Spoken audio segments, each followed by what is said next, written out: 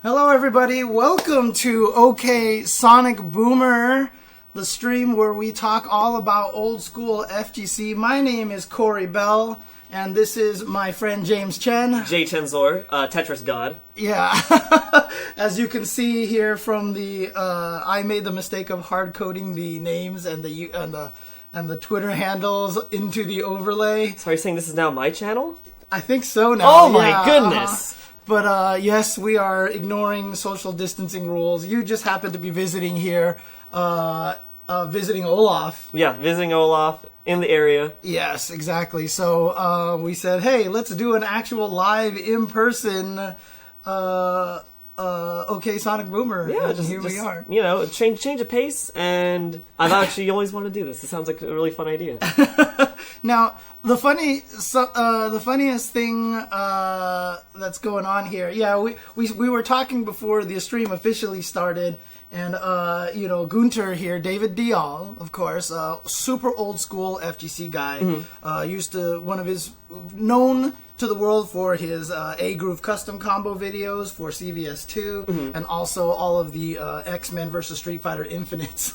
Oh. He made Infinite guides, basically, and at one point, I always remember saying that he called X-Men vs. Street Fighter his favorite puzzle game by Capcom, because that's basically what it was. But right before we started here, we were talking about how Evolution was, almost kind of jokingly called Evolution because people were already calling everybody evil in charge, It was going to be EVL as opposed to EVO. Yeah, and then Joe Coroa in the chat said, we are still waiting for Bang the Machine on Blu-ray. And I said, we can't get Bang the Machine on Blu-ray unless we kickstart it, because it would cost like a lot of money. And then Cory said, what's Bang the Machine? I have no clue. What is Bang the Machine? See, now that you're here in person, I could smack you. No, I'm kidding. Please, Uncle, no. No, Bang the Machine was a documentary about the fighting game community made a long time ago by Peter Kang. He's the executive producer who made it, and it was directed by Tamara. I forgot her last name, but it was filmed a long time ago during the B5 period that era. Of time. Yeah. And so what happened was it was kind of like an indie film. It was taken around and shown at different film festivals and stuff to try to get it funding and everything, and proper funding. So what happened with this was they filmed this whole entire documentary. It's a wonderful documentary. It's been shown at EVO every once in a while. So the next time... obviously, if EVO opens back up in 2021, they seem to show it like every other year or something like that at a panel. If you can have a chance to go to see it, watch it. Please watch it. It is freaking amazing. But the story of Bang the Machine is so, cursed. It's like one of the most ridiculously cursed... developments. So... they made this film, they shot all this footage, they had all this footage, and in fact, some of the trailers that they, preview pieces they put out, aren't even in the movie right now. So the movie that we all watch, like I said, they were shopping around at film festivals, people all enjoyed it, people liked it, and because it was at film festivals, they just put in a soundtrack just to have something in there, and they used a bunch of commercial music. So it wasn't ever able to get... So... it's more than this. So they did that so that if it ever did get picked up, they could hire a person to write their own soundtrack. It was a placeholder. Yeah, it was a placeholder. So the offices in which the Bang the Machines, all of their footage in their vaults and everything, and all the footage, everything, because this was before we had digital storage of everything it was all everywhere. film. Yeah, it was the physical film and everything like that. All of the footage and everything associated with the movie. The offices were in the Twin Towers. And 9/11 happened and literally destroyed the entire footage of Bang the Machine, except for the film that was being shopped around to all the different festivals. The one that had the copyrighted music. That's the only version that exists now. And they can't sell that commercially. Yes, because they'd have to pay for all of the royalties, music and all the copyright. royalties. And Wizard has a copy because he has the copy that he shows at Evo. That's the version that has all the copyrighted music on there. So does he has anyone dumped that into digital or anything like No, that? we can't, because if you distribute that, that's the thing, is I guess you could at this point is just give it away for free, like Google Drive or something like that. Yeah, even. but I think that they're still maybe holding out hope that they can do something with it. But try to do something. Yeah, and it's just in this really weird position, so that it just hasn't gone anywhere yet. Hasn't seen the light of day outside of the few Evos it's been shown at. Yes, so the only way we could see it is, when they show it at Evo, and even when they show it at Evo, they also make sure that people aren't filming it and things like that. We can't let it come out. Yeah. Oh no, I'm actually an optical illusion, okay? If you actually just tilt your screen just like an inch the other way, I just turn I'm trying to touch him, but see, I can't. My hand is actually going through him right now. They forgot to code my collision box, so yeah, it was a bit of an issue. People say I'm a little overpowered and they use me exactly. Yeah. But yeah, no, Cory is actually here. He was visiting my roommate, Olaf, and so we figured we would do this in person here. But yeah, that's what happened with Bang the Machine. And Bang the Machine, seriously, is such a great slice of life of that time, and it really kind of emphasizes, how Vai was just, king of the hill at that time. And how he had this... amazing, he had this charisma about him, the way that you see him in the film. It's really cool. He had that suave. Yeah, he had the swagger. I've always said that, when you watch the film, there's a little bit of Kobe Bryant in him. The way he is. So he's actually that's actually a really good question, Atomic Number, because there is a lot of technology that has the ability to wipe music out of things now, and so maybe there would be a way to do Possible? that. I don't know how how optimal that is. Yeah. It might cost a lot of money depending on what it takes. It might take a lot of time. I have no idea how that works. Great question. I might have to ask one of my music producer friends about that. Just how that works. Yeah, who knows all about, because they have weird technology these days that if you play a guitar chord and record it, they can actually take it and change the notes of the guitar chord. And it still sounds natural. There's all sorts of crazy weird technology out there for music, so a lot of crazy things out I there. didn't know. Yeah, so, but, that's the Bang the Machine stuff. Like I said, the documentary is really cool. You get to see some of Mike Watson being best at being Mike Watson in that film. As we all know, Watson is, not the nicest, friendliest of people. The question I had, actually, quickly, just a quick segue regarding that. How long has Super Arcade been around, or how long was Super Arcade around? When did that start? Super Arcade was around forever, but it was never really part of the FGC. Although some people, I think, might have been Mike Ross, or some people might have gotten their start there, but that was when it was still owned by the guy who owned Family Fun Arcade. Oh, it wasn't owned by Watson. Yeah, it wasn't owned by Watson. Watson only picked it up very, very late.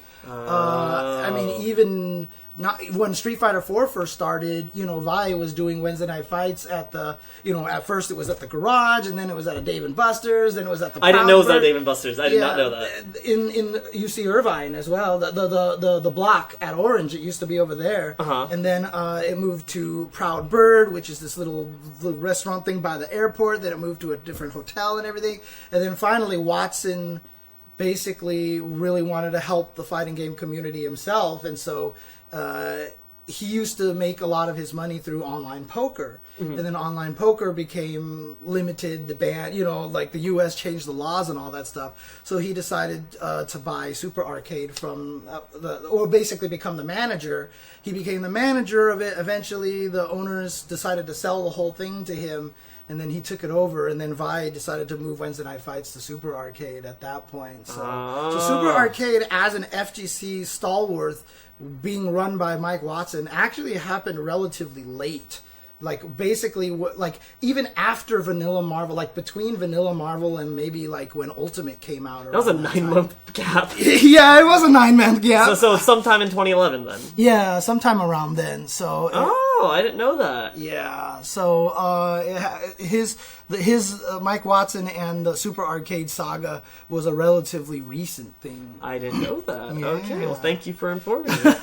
And that kind of talks about the arcades and the transition, because that's kind of the topic that we wanted to talk about today, was the interesting transition from arcades to consoles. Yep.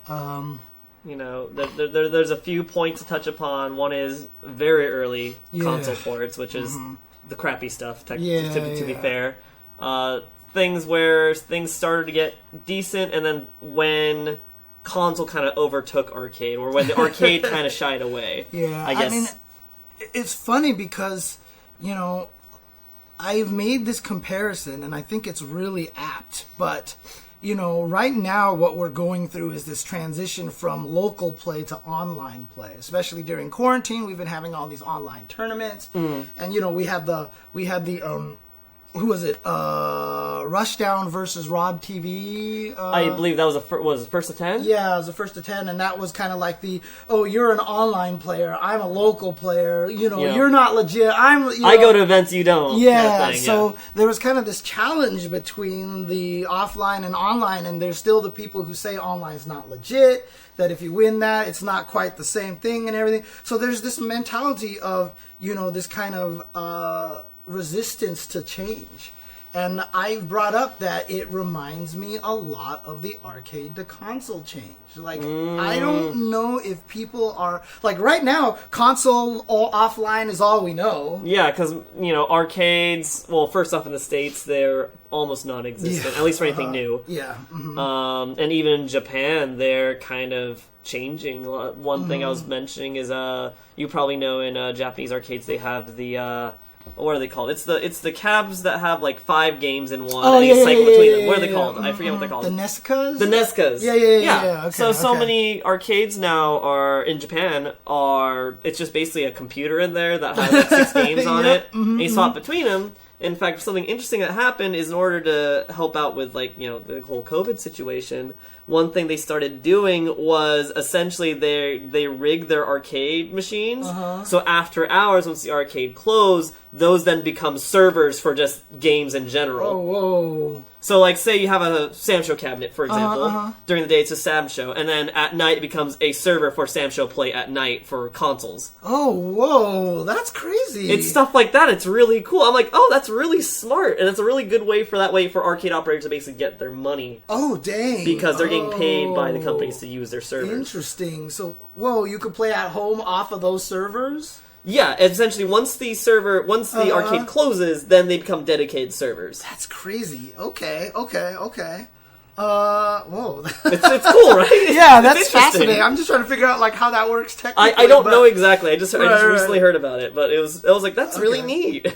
Yeah, but again, Gunter here, very old school, so he's sitting here talking about arcade versus console, stick versus pad. There's always something to be elitist about, and, that's the part that kind of makes me laugh about it, because one of the things that came up recently was Vi talking about how, oh, you guys have it so easy, we had to struggle by going through the, arcade cabinets, we didn't know if our joysticks would be working, kind of stuff, and we had to get used to this, so we got good through the fire and flames, and Watson was like, yeah, you guys don't. And then people are like, man, these guys are just old. Really, truly, the OK Sonic Boomer, came out. You guys are crazy. But I made the comparison because what's going to happen is that our generation right now, or I should say your generation, and a little bit older and even than before, and a little bit older than you, 10 years from now, when online play is normalized because everyone's using GGPO, all of you guys are going to be like, dude, we had to learn fighting games with all this stupid netcode. You guys don't understand how easy you have it now. And they're going to be like, okay, boomers, So what you're telling me is it's going to happen to you. Yes,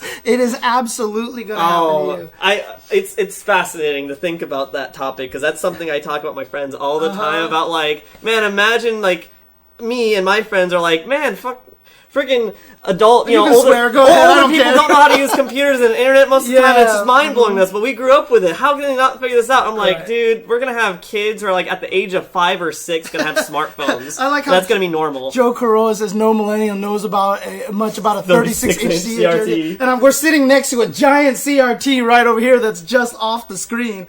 I can probably bring it up here if I bring this camera here. Watch, Jeez. I'll just show you here. Man, I remember Look, yeah, that's the CRT that I have. pretty big. I had to carry that up the stairs just now, which was Really? not fun. You Yeah, carried this by yourself? Yeah, Oh, but no. that thing's only like 20-some inches.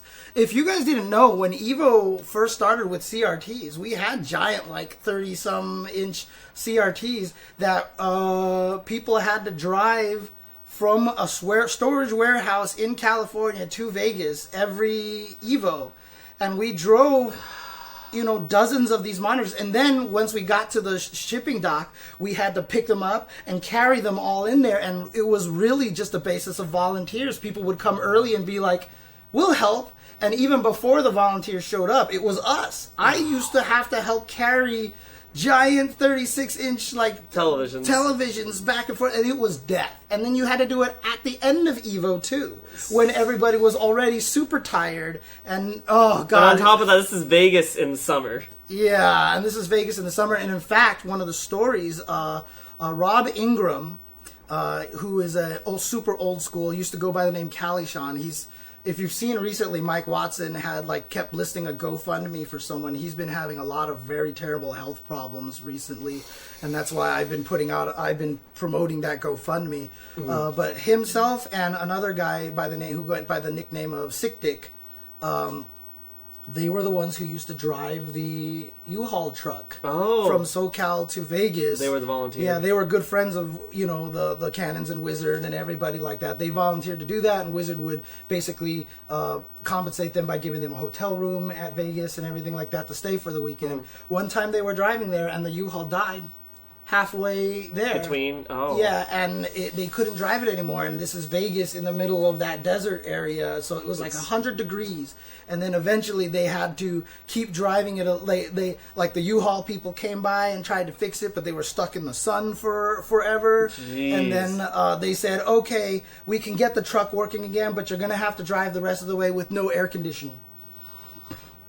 So they had you have to understand the stuff that we had to go through. I mean, there's also the very famous Evo East story of oh god, I should tell this story, but this is going to take a while to tell the story properly, and it'll cut into a lot of our time. No, that's good. Like I said, I'm here for the history. Okay, regardless. Fine. I mean, this is a very famous Evo story. It was put into video form. Tom Cannon already talked about it, and I think it was might have been the Score Esports did an animated version of it where they took that story and told it. But back when the one year, so Peter King, it's funny because it's all tied together. Peter King, the guy who was the executive producer for Bang the Machine, was also he worked for advertising companies and stuff like that. He that's kind of where his line of business was, and what he actually did was talk to Toyota and got them to sponsor Evo. So Evo became,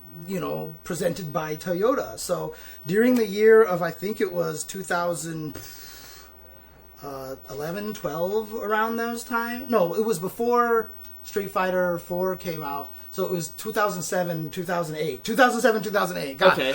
My memory is all messed up. The end of the Dark Ages. Yeah, the end of the Dark Ages. So it might have been 6 and 7, 7, 8, around those times. Toyota was an official sponsor of Evo, which is why Mario Kart was at Evo, because we had to have a racing game related to cars. Yeah. Right, and that's why I have a top 8 at Evo, because of Mario Kart. I never knew that.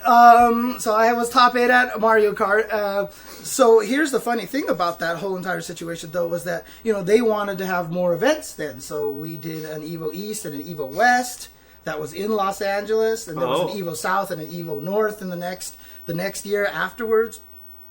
But the Evo East story for one particular year was, oh God, it was just we talked about cursed. I mean, this was cursed. It's ultra cursed. Right. So there was a fellow, God, I don't remember what his name is. Oh, I feel so bad because he's the hero of the story, really. shoot, what was his name? I can't remember now. I'm terrible with names. He worked for Toyota, or the company that Toyota hired. What they did was they created a Toyota Yaris. This was the brand new model that Toyota was coming out. This was the cheap, super affordable model. So they're like, we can pitch it to the young players here and everything like that. Yeah, it's a youth vehicle. Yeah, I could bust out some photos of this too, actually, in a little second. After I tell the story, I'll bust out all these photos. Please. I'll bust out all these photos. So, this guy was hired, Gilbert was hired to drive that Toyota Yaris from Los Angeles to New York, which is where Evo East took place, in Stamford, Connecticut. Okay. So he had to drive it all the way to Stamford, Connecticut, and that's what he did. So he drove it. That's his job. He's a trucker. Okay, had to drive it all the way across. So he had this big, giant truck with the car inside. I'm sorry. I imagined he was driving the car itself. No. I was like, that he was sounds driving awful. a giant truck with the Yaris in there because, like I said, it's special painted with like Puzzle Fighter art on there and stuff like that. And so we got it all the way to the East Coast. Now, because we can't drive all of our CRTs all the way out there, Seth Killian had arranged with another group to rent a bunch of CRTs for Evo East. Okay. When we got there, the company that was going to rent out the TVs to us, they were like, we're sorry, all the CRTs are not available right now. But to make it up for you, it's fine, we'll give you a whole bunch of flat screen monitors. And we were like, that doesn't help us.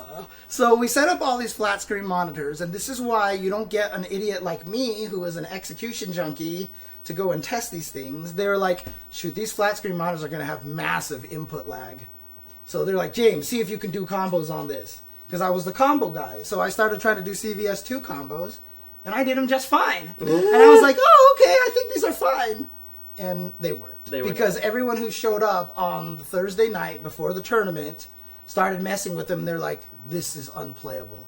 This is absolutely unplayable.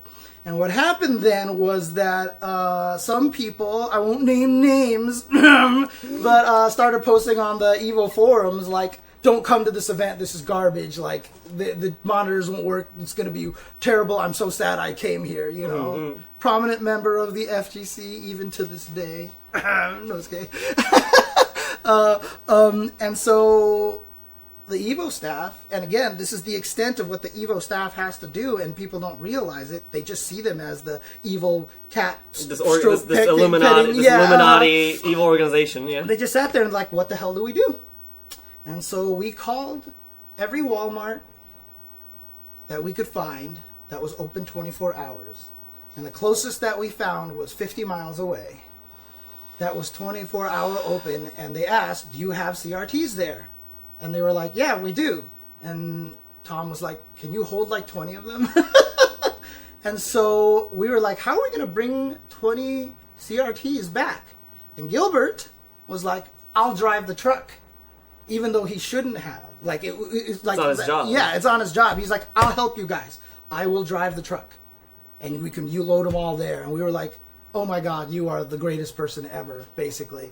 And what we did then was Tony Cannon and Gilbert got in the truck and drove, and myself, Wizard, Tom, and I don't remember who else. I think might have been Seth. It was Seth. Okay. And Chris Lee, I think, all squashed into another car and started driving on the way there. Mm-hmm. And remember, this is before we had cell phones, no Google Maps, nothing like that. So we just had to go by printed directions or whatever, or just figure out how to get there. And just figure out how to get there. So we're all driving down there, and then we've been driving for almost 50 miles already, and then Tony Cannon calls us, right, with the non-smartphone versions of cell phones. And we're like, hey guys, we're lost. We don't know where the Walmart is, right? And we're like, oh God. He's like, just kidding. It's right around the corner. Follow me. And we're like, you idiot. Don't do that to us. And he's like, ha ha ha. Anyways, we drive into the Walmart. We go in there. Tom Cannon walks to the electronics section, and the guy walks up. He's like, hey, how can I help you? He's like, do you have those in stock? He's like, yes, we do. He's like, we'll take 20 of them. And the guy was like, what? Some weirdos coming in trying to buy CRTs. Yeah. And hey, Jeff. How you doing? Literally, we just wheeled 20 of these things to the thing. I'm surprised they had that many. Yeah, and we were, that's why he called ahead of time to make sure. And so, beep, beep, beep, beep, beep, beep, 20 of these TVs, and Tom Cannon's like, here, credit card. Just bought all the TVs right there on the spot. Mm-hmm. And We're like, cool. And so we started stacking them into and again, these are CRTs, 30-inch CRTs, heavy boxes, put them all in Gilbert's truck. And we're like, oh, fuck, Finally. this is just like tired. Like, again, I have great pictures of this as well. So we start driving home. We start driving back. And then partway through the way back, Tony calls us on the phone again. He's like, hey, guys, the truck's shift, the gear shift? The gear shift pedal is broken. And we're like, okay, very funny, Tony. He's like, no, literally it's swinging and hanging from wires right now. And we are stuck in second gear. We cannot stop the truck, otherwise the truck will just stop moving. Oh, Chris Lee wasn't with us at the time. That's right. He wasn't with us on this trip. But yeah, the brake was swinging. And he's like, we can't get out of second gear. And we're like, are you serious? And there was a pay stop that the trucks have to stop and pay to go through. I think I remember this story now. Yeah, okay, good, but keep going. And so then, the clutch. And so then those of us in the car sped ahead, went to the truck stop area, and we're like, there is a truck with a broken clutch that is going to come barreling through here. Because remember, this is like 4 a.m. in the morning at this point in time. And we're like, here's the money for him. We're sorry. And so we paid for it and drove off. And sure enough, they barreled through there. And no issues there, though? Like, they didn't... No issues. They made it all the way through. And I think the people were just like, well, that must have been the truck, right? Yeah. And then the crazy thing is that to get off the freeway, to get to the hotel that we were at, was like a hairpin turn. And he had to do this in second gear. And he did it. And Gilbert did the whole entire thing and made that. This is why he's the hero, basically, of the story. Just perfect execution. No drops. Yep. Just did it. All in one shape. One go. Yep. And he made it, and we parked by the hotel, and this is when Chris Lee and the rest of the Virginia crew showed up because they got stuck in traffic trying to drive here from Virginia. They showed up after like a 10-hour drive because they were like stuck in traffic and everything. And they were like, well, boys, let's get to work. And then they helped us unpack all the TVs. And then miraculously, when everyone walked into the ballroom in the morning... CRTs everywhere. Oh my CRTs everywhere. And like I said, and none of us got any sleep. Like, all of us were just sitting there setting all this stuff up. You had to work all night just to get it done. And we had to work all night and do the whole entire thing. It was wild. But like I said, that was the extent of what we had to do to make Evo East happen, and... That's what we had to do. When was Evo East, like, what time of the year? This one was a little bit, like, around springtime, probably. Okay. So that was almost 13 years ago.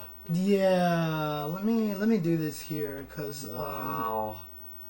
That's nuts. It's always funny when I hear, like, there's a crazy story behind, like, an event everyone's gone to, or a lot of people have gone to. My God. Okay, so it was my other camera. So I must have brought this camera here then, right? Yeah, here it is. I was joking on that point of, like, it's going to happen to you, of how much technology is going to change. Maybe eventually we're going to have, instead of, like, monitors even, maybe it's going to be one of those, like, portable projector type things that you just use, and that's just how people play games or something. Who knows? It's going to be some real Jetson stuff. It is. Let me see. Oh, this is Evo 2K8. Yeah. Let's see here. It must have been 2006 then. Yeah, here it is. Oh. Here it is. It was 2006. Yes, 2006. Let's see. Do I have the pre-day here? Come on, where is my photos here? I know I have all these photos here. I just see folders and folders. There we go. Yes, here we go. Okay. So let's do this over here. What I'm going to do is bust out this preview window here. Oh my God. What are those? Those are just, I think those are the consoles. Oh. I think these are the consoles that were all packed into boxes here. So again, I have photos of everything here. So sounds like a crazy story, but this is absolutely what happened here. And so these are the photos that I took here. So I'm just going to throw these over to the side like this here. You don't need to see us. It's fine. Yeah, it's fine. And so here was the ballroom. This was us setting everything up. This was the beginning of the ballroom here. And this was, I think this was... Final Fantasy 12, maybe? Oh, yeah, something like that. Oh, yeah. no, it was Dead at DOA. Oh, DOA, yeah. This is the year we had Dead or Alive in here. Whoops, this picture is sideways, setting up. So I was the official Evo photographer by self-designation. Nobody was taking photos, and I was like, this needs to be documented. Yeah. Right? Because I was like, this could become something big, so I started just doing this. I bought a digital camera specifically to document Evo. And this is all that was happening here. And there's one of the cannons and setting up and everything. And here's the outside of the hotel. This is the Westin in Stamford, Connecticut over here. I feel like I've been... Wasn't that where ECT was? Yes. This year? This is, it's the same place. That was the first time I was there at ECT was to play Sam's show. Yeah. At this exact... I didn't know that's where Evo East was. That's so cool. It was in Le Grand Jardin over here. Wow. And so here we're setting up the area where Toyota could put all their cool things over there. And here's the infamous flat screen monitors that we were like, what the hell? And again, this was before we had any of these Evo monitors or gaming monitors that people are super aware of, because nobody understood gaming back then. And this is the start of the HD monitor, yeah, like the HD TV era, where they didn't even have like the game modes to reduce lag. Right, and here's the Yaris. Ooh. And again, remember, digital camera technology has improved so much that low light and moving the camera slightly made everything blurry. So I was not a very good photographer, okay? Yeah, but now there's so many more like things built into the cameras to prevent blur and stuff like that. Yeah, so there you go. There's the this is the Yaris that had all the paint on it and everything like that. And it's a nice car, dude. Yeah. It was a really nice car. And so the question I was going to ask was that just the they put a monitor in the back. That's so cool. It's really like cool. It's like Pit My Ride. Yeah, exactly. And I think someone was able to win this too. If you could get a hole in one in Mario Golf is what we had to do. That was the rule? Yeah, there was a Mario Golf thing off to the side, and if you got a hole in one, you got eligible in a drawing to win this Toyota. I don't think anybody ever did or something. Oh, then what? Well, I want to know the story behind it. If anyone knows the story about that Yaris, I want to know more. Yeah, I know, right? There's one of the cannons right there. You know, messing the 360 with was pretty new at the time. That's Dreamcast. Yeah, so here's the Dreamcast. You can see the special, even blue spray painted Dreamcast. Is that the Resident Evil one? No, it was just a white one that they took the top off and sprayed them all blue, so we knew they were ours. Oh, so people couldn't steal them easily. Basically. Gotcha. Oh, okay. Interesting. So, yeah, here's the terrible monitors and me trying to do artistic pictures here. Look that's awesome. With the PS2 as well. Evo 2006. Yep, and here, Yaris here. Score a hole-in-one on Mario Golf Tutorial and you could win $10,800. That's right. We couldn't give away the car because enough people there were too young to actually compete. Drive. Oh, okay. And to drive, exactly. So we had to give away the equivalent cash amount of that makes sense. But you can see Evo sponsored by Yaris. See, look at this. Yeah. Also imagine because it'd be more people coming from maybe across the country. It wouldn't make sense to have to like deliver that car or whatever. And so look at this. They even created like little mascot characters just for this event and stuff. That's cute. Look at this. Crazy little mascot characters. And here's the Yaris again. And I don't know what these little bunny things are, but the funny thing about it, this was when kind of like the Evo staff was starting to realize stuff because people would come and like take photos by these things, and we were like, do they really care about? I guess they do. So they're like, maybe we should have a mascot. And before Samurai Showdown came back, I had suggested our mascot be Kuroko, because I think it ought to be actually really. He's perfect as a mascot, but now obviously it would cost money to do such a thing. Yeah. But definitely having some sort of character or something. Here's Wizard posing with the two wrestlers, and here's MVC2 on the big screen over here. These photos, by the way, are all up on my Flickr page, so you can check them out anytime you want. Yeah, but look at this. This is the whole thing here. I thought there was like Ryu on there, but I think it was next year in 2007 that they put all the Ryu graphics and stuff like that on there. But here's all the pictures like this, and I'm just going to jump ahead here really quick. Oh, look at this. Look at young Seth over here, dude. Wow. His face looks so clean. All these putting out... Okay, here's Walmart. Wow, time capsule. Yeah, here's Walmart. So this is when we've gotten to Walmart over here. Is that Seth on the right? That is Seth on the right. Seth on the right. And that's Gilbert right here. That's Gilbert hanging out with us. Yes, the hero. And here's us pointing at all these CRTs like, oh, we need to buy... Oh, my goodness. This green box looks too familiar to me. Here we go. And here we go, Tom and Tony. This is Tom and that's Tony. I can recognize by the smile. Mm-hmm. It's very hard. I'm very bad with faces, so twins mess me up very badly here. So yin and yang... And then here we go. Yeah, there's Gilbert again, the hero of the story. And look, here we are, wheeling away. You know, gosh. What is this? 1, 2, 3, 4, 5, 6, 7, 8, 9, 10. Like, it was at least. I mean, I don't know. I don't remember if we had more than one of these or whatever. And here's that. See, 3 a.m. We were looking at the watch. I took a picture of the watch. This is 3 a.m. here, which of course for me nowadays is normal. That's normal for me. Yeah, definitely more of a night owl. But my God, I haven't seen that many CRTs like in boxes. And so here's us taking all these pictures, and like I said, yep, here we go. This is 2:15, I guess. So it wasn't quite 3 just yet, but here we are buying all these CRTs. This poor lady had to ring us up in the middle of the night doing all this stuff. And here's all of our fun monitors over here. And let me see. Yeah, see, there were 2 of them. So look how many. 2 pallets. 2 pallets. Look how many of these we bought. And then this is the picture that we took. Here's Seth. This is such a good photo. I love this photo. Seth is just being like, oh my God, over here. And this is me falling asleep on the boxes over here. See? Oh my God, it's just so young. Yeah, in the truck over here, and Seth is just like, I hate everything in life. And and then Mario Golf. Yeah, and then Evo East happened with CRTs. Wow. Hey, look at that! Look at that! Even with 360s, CRTs are standard at the time?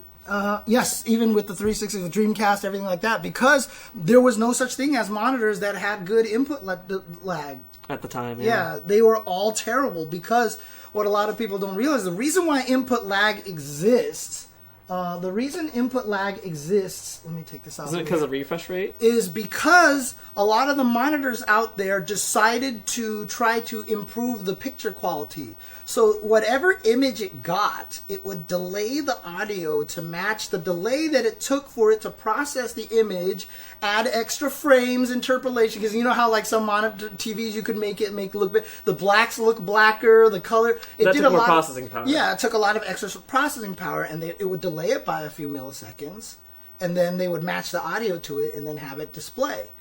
But they never had game modes on these things because they didn't understand that people were trying to play games on these things, and so they didn't realize they ruined the gaming experience. They didn't realize it caused problems for that, yeah. Exactly. So everybody was using CRTs to get true no input delay, because CRTs did no processing. It was just like, here's your output. Yeah. So even on 360s, we were playing on CRTs. So okay. Because I understood why it made sense for older games. Yeah. I was just wondering why we did that even for newer ones. Dude, Space Dive. I have a 36-inch.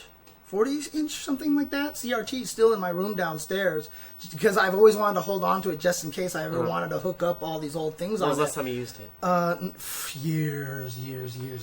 Because it's also trapped in that room that's just full of junk because I have no space in my home, so that room became the junk room. So, and I'm guessing that thing must weigh a ton. So my story on that one is that thing weighed about like over 200 pounds or something like that. It was like 250 pounds, and to get it downstairs from upstairs, I actually went to the Salvation Army over here and hired a few day laborers to help bring it down. Wow. And I was like, hey, can I get 3 of you to help me carry this TV downstairs? And like, do you really need 3 of us? You probably can only just do 2 of us, right? And I was like, I need 3. I need 3. Yeah, and literally they got a third person, and trying to carry the TV downstairs, they almost died. Like, one of them almost fell and dropped. The one on the bottom almost fell and dropped, but he managed to save himself. And it was so funny because after they got it downstairs, I was like, okay, you guys can go. I'll take care of the rest of it. And they're like, whoo! And they just left because they were so relieved that they were done. And as they were walking away, like, I looked out the door. I'm like, do you guys want to get paid? And they were like, oh, yeah. because they were so just relieved, like, oh my they're God. like, we lived, and so I ended up paying them that way, and then they left at that point. But yeah, that's the struggle that we used to have to be able to move a CRT. To move CRTs, dude. Man, it was crazy. I remember we used to have 2 big CRTs in our house, and they were just an absolute bitch to get rid of. Yeah. But I was also talking to my mother recently, actually, we rememred we used to have these smaller CRTVs that had the VHS... built the VCR, into it, yeah. the built-in VCR. Nice. And I was like, yeah, I remember those. That was like late 90s, early 2000s when CRTs are still kind of popular because HD TVs weren't a thing yet. I mean, it's so funny because I don't throw anything away. I'm a pack rat and I'm an old person. I could probably just do a stream of showing old technology.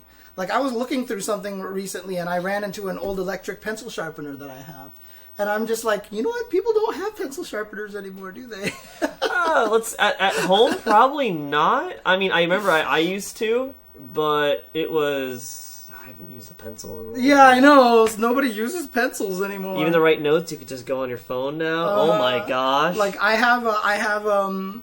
still have my VCR. You know, I have all these old relics here. It'd be really funny to. I remember one of my favorite things is on my old VHS tapes.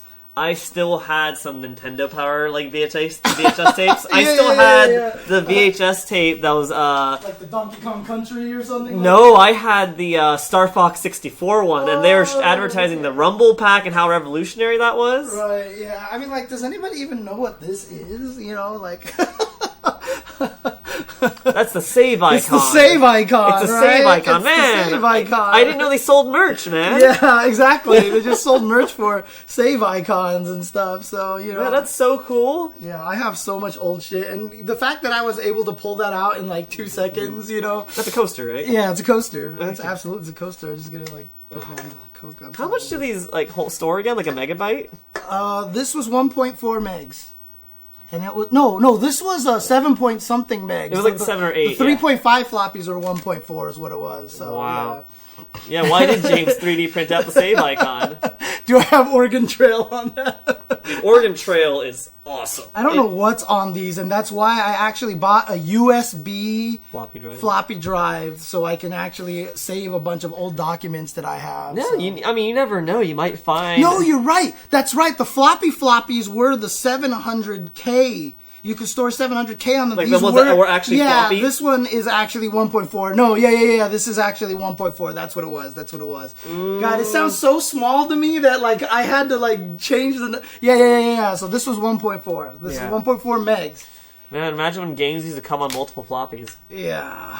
So yeah, you had to like install it by popping in one, ejecting it, popping in the next, ejecting it. Did you ever play Secret of Monkey Island? Oh yeah. Oh dude, I have stories about that game. Dude, it's not FGC related, but it's still funny to talk about because there's like jokes where it's like, oh yeah, to access this area, insert floppy number like whatever.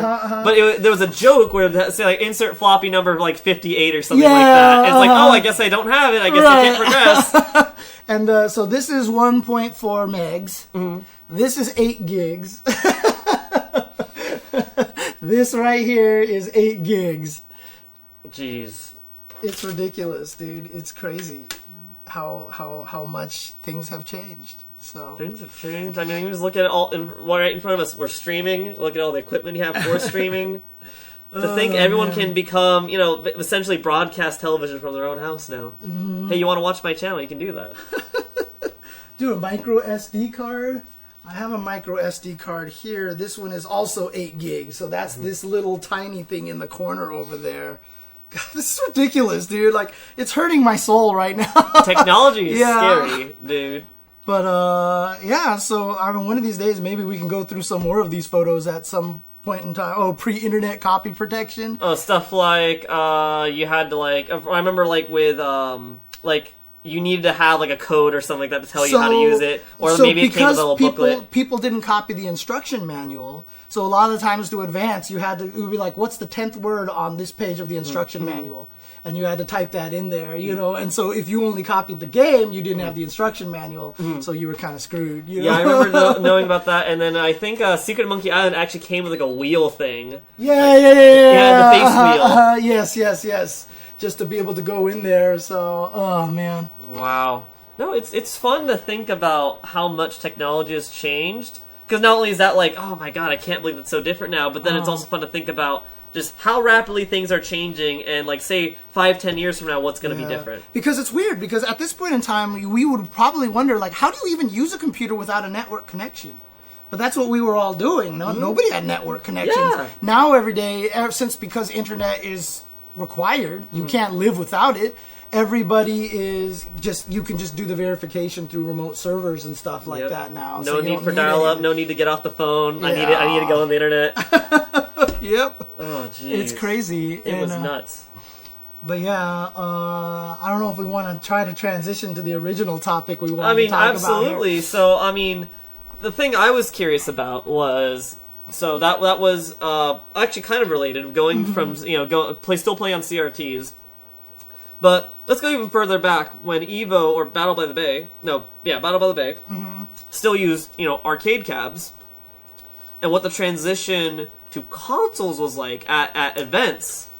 Oh boy, it was not a fun transition. Let me tell you this right now, because again, it's the same kind of stodginess, right? Like, console was never considered legit. Arcade was where everybody played. It was the real thing. There was no locals. People didn't gather, so everyone played at arcades. Mm-hmm. Right? That's where they gathered. That was the local. No one just had a local to just play on PlayStation or whatever. Right. Yeah. And so as a result, all the home versions of games were ports. They were conversions of them. Mm-hmm. And so to the point where, obviously the Super Nintendo one isn't even the same game. Oh, no. Super Nintendo Street Fighter wasn't even the same game. By the time we got to Alpha 1, when Alpha 1 came out on the home consoles, is when we started getting more accurate stuff. Mm. And it was really only on the Sega Saturn that they were truly accurate. With the arcade cabinets. Well, I was about to say, with the memory expansion on the Saturn. A memory expansion was only needed for certain games. Like X-Men vs. Street Fighter. X-Men vs. Street Fighter and such. Ah, okay. Alpha and those games could run just fine because they only load one character at a time, 2 characters at a time, as opposed to... I'm guessing it's because it was slightly more similar to arcade hardware, because it was Sega, my guess, anyways. And it was just better hardware, so the ports were better. But even then, the same generation, the PlayStation 1... The Alpha 3 was not arcade perfect. Mm-hmm. The Vampire Savior on that one was not arcade perfect. They all had differences. And so the home versions could never be really the official versions. Yeah, because it was definitely a port, and it was an incomplete port. It was inaccurate. Yeah. Right, it was inaccurate. So at that time it was arcade only. Mm-hmm. And so everybody was doing arcade stuff. And so what I'm going to do here, I might as well, since we're already doing this, I'm going to bust out some Evo 2002 photos. Oh, this is 2001. I don't want Evo 2001. I want Evo 2002. Here we go. Here's Evo 2002 photos over here. So this is at UCLA. Mm-hmm. This is in the giant ballroom. I was going to UCLA at the time. I was working at the arcade at the time, and I kind of hooked this all up, which was unfortunate because there was a huge debacle that happened at this Evo. Oh God, I don't even want to talk about it. But yeah, here's arcade cabinets. We actually have the arcade. These are the giant 33-inch, I think, arcade cabinets. Wouldn't it be like 32? 32 or something like that. Uh-huh. And so here we are. This is Evo 2002. These are the actual cabinets with the joysticks here in the front. These were the ultimate, because when you played on the actual arcade cabinets, you were too close to each other. Yeah, so they gave you more space. Yeah, so this gave you more space. The monitor was bigger. But yeah, we had to wheel all these arcade cabinets up here. And it was a pain in the ass because we had to rent these from all different people that we could. Yeah, collectors. Local arcades, just to even get them over here. And yeah, so here you can see the size of the ballroom. This, I remember at the time, this was the most wildest, biggest ballroom that we had ever seen in our lives to run this event. Like now this day, this is like maybe 1/10 of Evo or something, but like this was especially back then, before pre-internet. Yeah. That's a big gathering. Yeah, and yeah, absolutely, Cone. We did clean out some arcade suppliers. I mean, we had to go to multiple sources. They couldn't give us all of their cabinets because they needed to leave some of them for the actual arcade. Yeah, for the actual arcade. And so here we're setting up again, but yeah, so as you can see. setting up all this stuff over here, and this is where we're gonna go. Oh, Peter Combo Fiend Rosas. That's Peter? Combo Fiend Rosas here on the right, ladies and gentlemen, in 2002. Peter Combo Fiend Rosas. Wow. What year was this again? 2002. Jeez. And this is Ben Curitin, a.k.a. Tragic. Oh, that's Tragic. This is Tragic, the guy who invented Daigo the Beast, who edited the Evo 37, Moment 37 video. I didn't know that was Tragic. Yeah, he did all of that so stuff. Tragic and I talked to Tragic. Oh, okay. That's because he and I make ed tech. Yes. I didn't know that. Yeah. Oh my god. He's the announcer at Evo, right? He's the one who announces Street Fighter 5. He's like, get ready for Street Fighter I had no 5. idea. Yeah, that's him. I just knew him as the ed guy. No. He also edited. He's the one who made the Moment 37 video that is so famous and popular today. He's also the one who called Daigo the Beast first. He coined that. He coined it. He coined everything like this. So he was also the one that hosted Tragic the Gathering 1 and 2, yeah. This is Campbell Bucktooth Tran. Oh, that's Bucktooth. That's Bucktooth, yes. One of the top NorCal CVS2 players. Yeah, there you go. I just feel so bad because I talked to Tragic really frequently. I had no idea. Oh yeah. Tragic is huge, important in the FGC history. Goodness. One of the biggest players in the FGC history. There's Boss, actually. That's Boss. Best. CVS2 Boss. Yeah, CVS2 Boss. Here's a whole bunch of... This is Kuni, I think? Yeah, Kuni, the Japanese Zangief player. Here's a bunch of other Japanese players. This is one of the first times Japanese players were coming out here. Overseas, yeah. Yeah, and here's all these... Yeah, we had to degauss the monitors from time to time, What's too. degaussing? So every once in a while, the way the monitors are set up... have you ever gone to an arcade and seen like one of the monitors have a weird color on it? Like it's blurry and weird. Yeah, and like the color like changes in the corner or something Yeah, exactly. So you had to get a giant ring that was a giant magnet and take it up to the monitor. Here, let me do this. Here, you had to take it up to the monitor, hold it up to the monitor, and move it around the edges to like get the cones to align properly. Move it into the middle and pull it away to get everything all looking properly. I had no idea because Yeah. I've seen that thing happen to CRT TVs. I had no idea that you could fix that. Yeah. I thought that was like, oh, it's breaking or something. No. That's absolutely something you could fix. So that's called monitor degaussing. But yeah, look at this. We've got the CVS2, a CVS2 on these cabinets here. And I took pictures of all these setups here. Oh, that's amazing, Gunch. I didn't know that. I'm learning so much today. I'm happy. I'm in school today. This is all the old school stuff. This is back to starting from the beginning again. So if I go to Evo Evolution 2002, these are the other days over here. And, keep in mind that this was like, here's all these players coming in here, and we're like, oh my god, there's so many people. Oh, look at how many people. This is my photo of trying to show how crowded Evo was at the time. Oh my god, that's so many players. It's so many, man. That's right. David Dial would actually drive him around. He lives in Japan right now. Oh. So he studied a lot of Japanese. He was one of the earliest go to Japan to teach English guys over there. Gotcha. So, I know a few. Yeah, so he was one of the translators for a lot of these guys. And look how crowded it is. And, even on the stage, too, what a lot of people don't realize is America, we were using the bat tops, the perfect 360s, the convex button, the concave buttons. And the Japanese were using the convex buttons, the ball tops. Yeah. And so what we had to do at least on the main stage, is we had to have cabinets that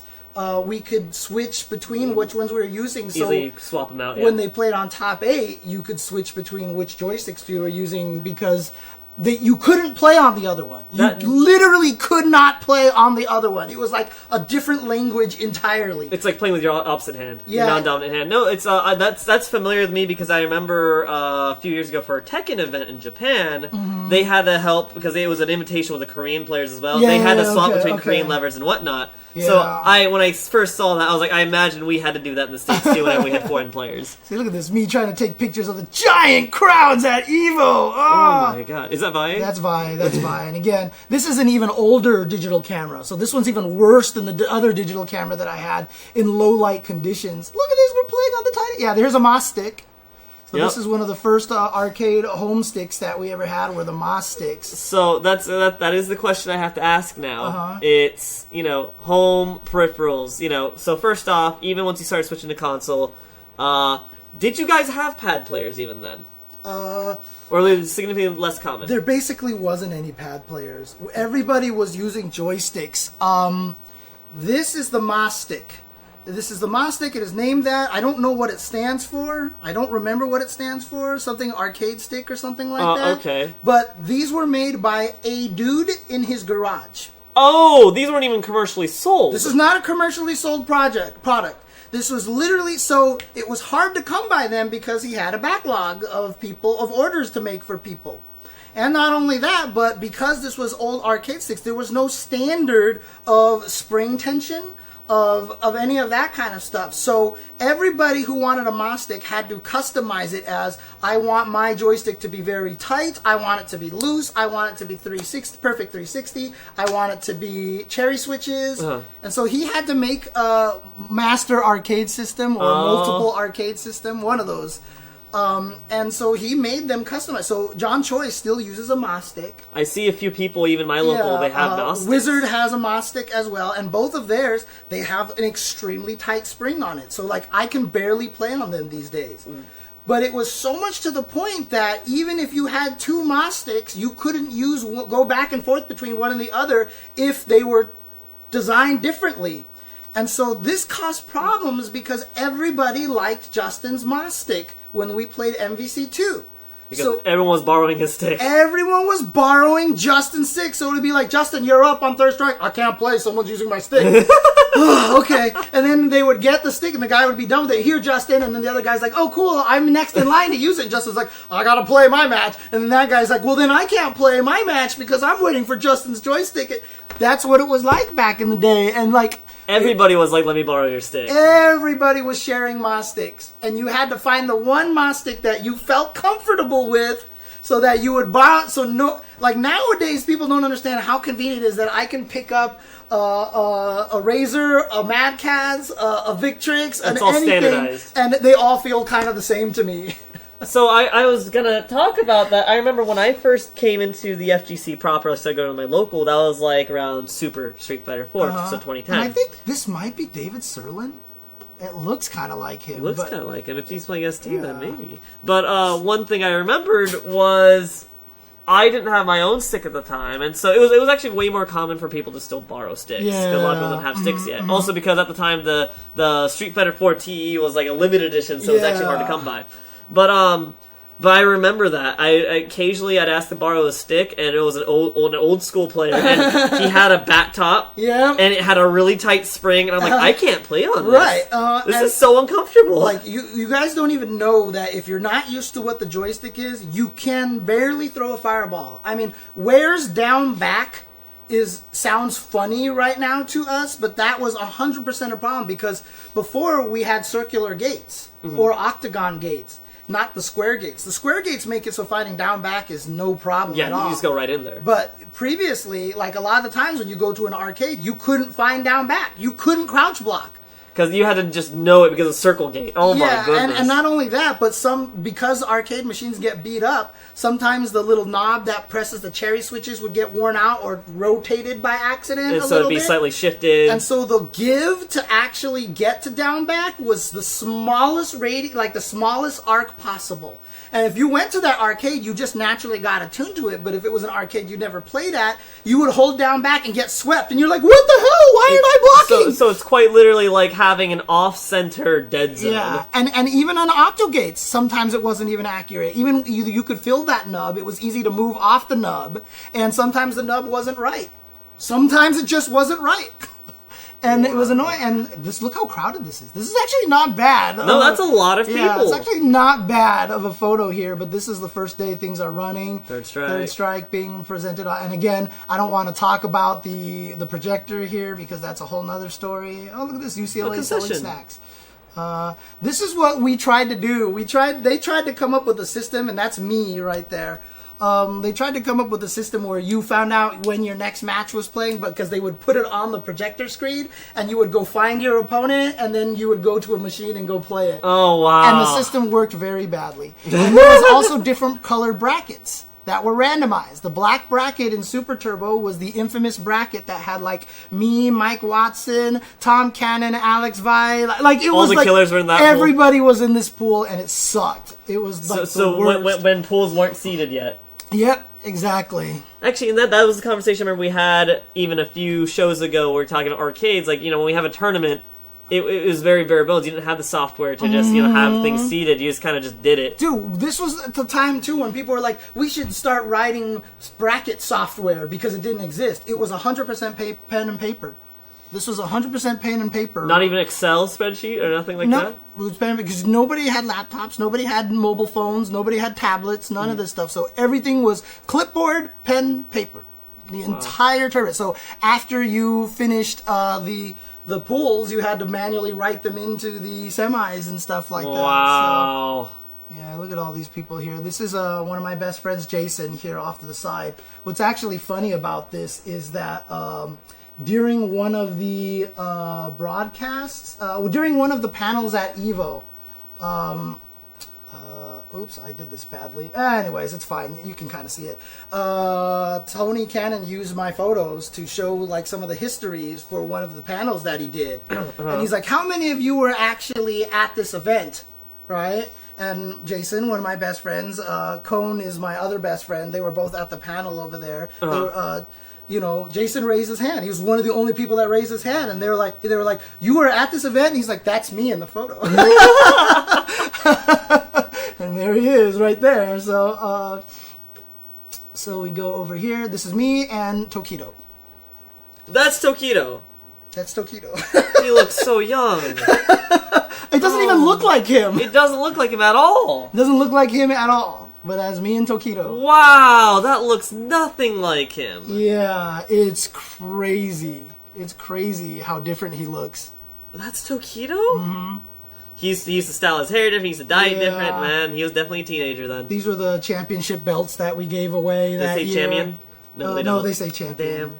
Although, I think one of the banners that was created was said champion on there as well, or something like that. These are the brackets. So this is my black bracket of death badge and my red bracket for Those CBS. Are cool. Too. Yeah, we did all the stuff. Obviously, we can't really do this stuff anymore because licensing and everything. Yeah. But I had here's all the different bracket ones here that you got. Oh, I want the Psylocke bracket. And I actually have a whole collection of these, I think, downstairs somewhere. Oh, that's so cool. And so here's Tom and Tony doing the bracket, using their laptop, to get everybody in there. But yeah, so we're all playing on arcade machines here. Mm-hmm. This is an all arcade tournament. There was no home consoles except for maybe a few rare things here, but this might have even been a Super Gun over here. Was that Liquid Metal? Oh, that's Liquid Metal, not Tokido. Who's Liquid Metal? Liquid Metal. Okay, thank you, Gunter. Thank you. Oh, dang, I'm being racist here. I was just about to say, are we being racist? I guess I am being racist here. Was that a Japanese player? Liquid Metal was the combo video maker for MVC2 back in the day. He was the one who did all of the ridiculous combo videos and stuff. I thought that was Tokido. I completely forgot. I forgot Liquid Metal was even here. You just forgot about Liquid Metal, man. Yeah, I'm totally being racist. I think all Asians look the same, man. Jesus. Oh my god. Yeah. Oh, when you thought a button was broken, you just had to raise your hand and be like, my button's broken, and you had to come and fix the button. I mean, one time someone was like, my button's broken, and they're like, how do we know you're telling the truth? And like, look, the button fell out. Like, the button literally came out of the machine and sprung out of the machine. How? That's so comical. How does that happen? Yeah, dude. That's the arcade cabinets, dude. People hit these things hard. When I play on my joystick, people watch on the stream, and they're like, why are you so mad? Mm-hmm. Because I'm hitting the button so hard, and you had to. Because you weren't sure if your buttons were going to work unless you pressed them hard. Exactly. Yeah. You just smacked the buttons. So, yes, Liquid Metal was the MVC2 player. Yeah, that's so interesting to think about. I don't have to worry about that ever with my buttons. By the way, this is Sunday now, and you can see the Sunday stream with the audience over here. Mm. This was the first tournament that ever had Sunday Finals top 8. This is the first tournament that ever did this. So the story that I had was this weekend, one of my friends was getting married, and I was one of the groomsmen. And I was so sad because I was like, oh crap, I'm going to have to miss Evo. But fortunately, both were in LA, so I could do the wedding on Saturday. So I actually did not attend Evo 2002 on Saturday. I had to go to the wedding. And I was talking to Tony, and I was like, I didn't enter MVC2. Can you make sure you run mostly MVC2 on Saturday, and then I can do CVS2 on Sunday and Friday? And he's like, oh, don't worry, Friday is going to be CVS2. And I was like, okay, so what's Sunday? He's like, we're doing top 8 on Sunday. He's like, we're only doing top 8 on Sunday. And I was like, wait, why would we do that? We're using up a whole entire day just to show top 8? Isn't that a waste of scheduling? He's like, well, we want to kind of do this to make it more like a show. So on Sunday, it's more like a show and people can watch and it'll be really cool. Yeah. And I looked at him and I was like, that's the worst idea I've ever heard.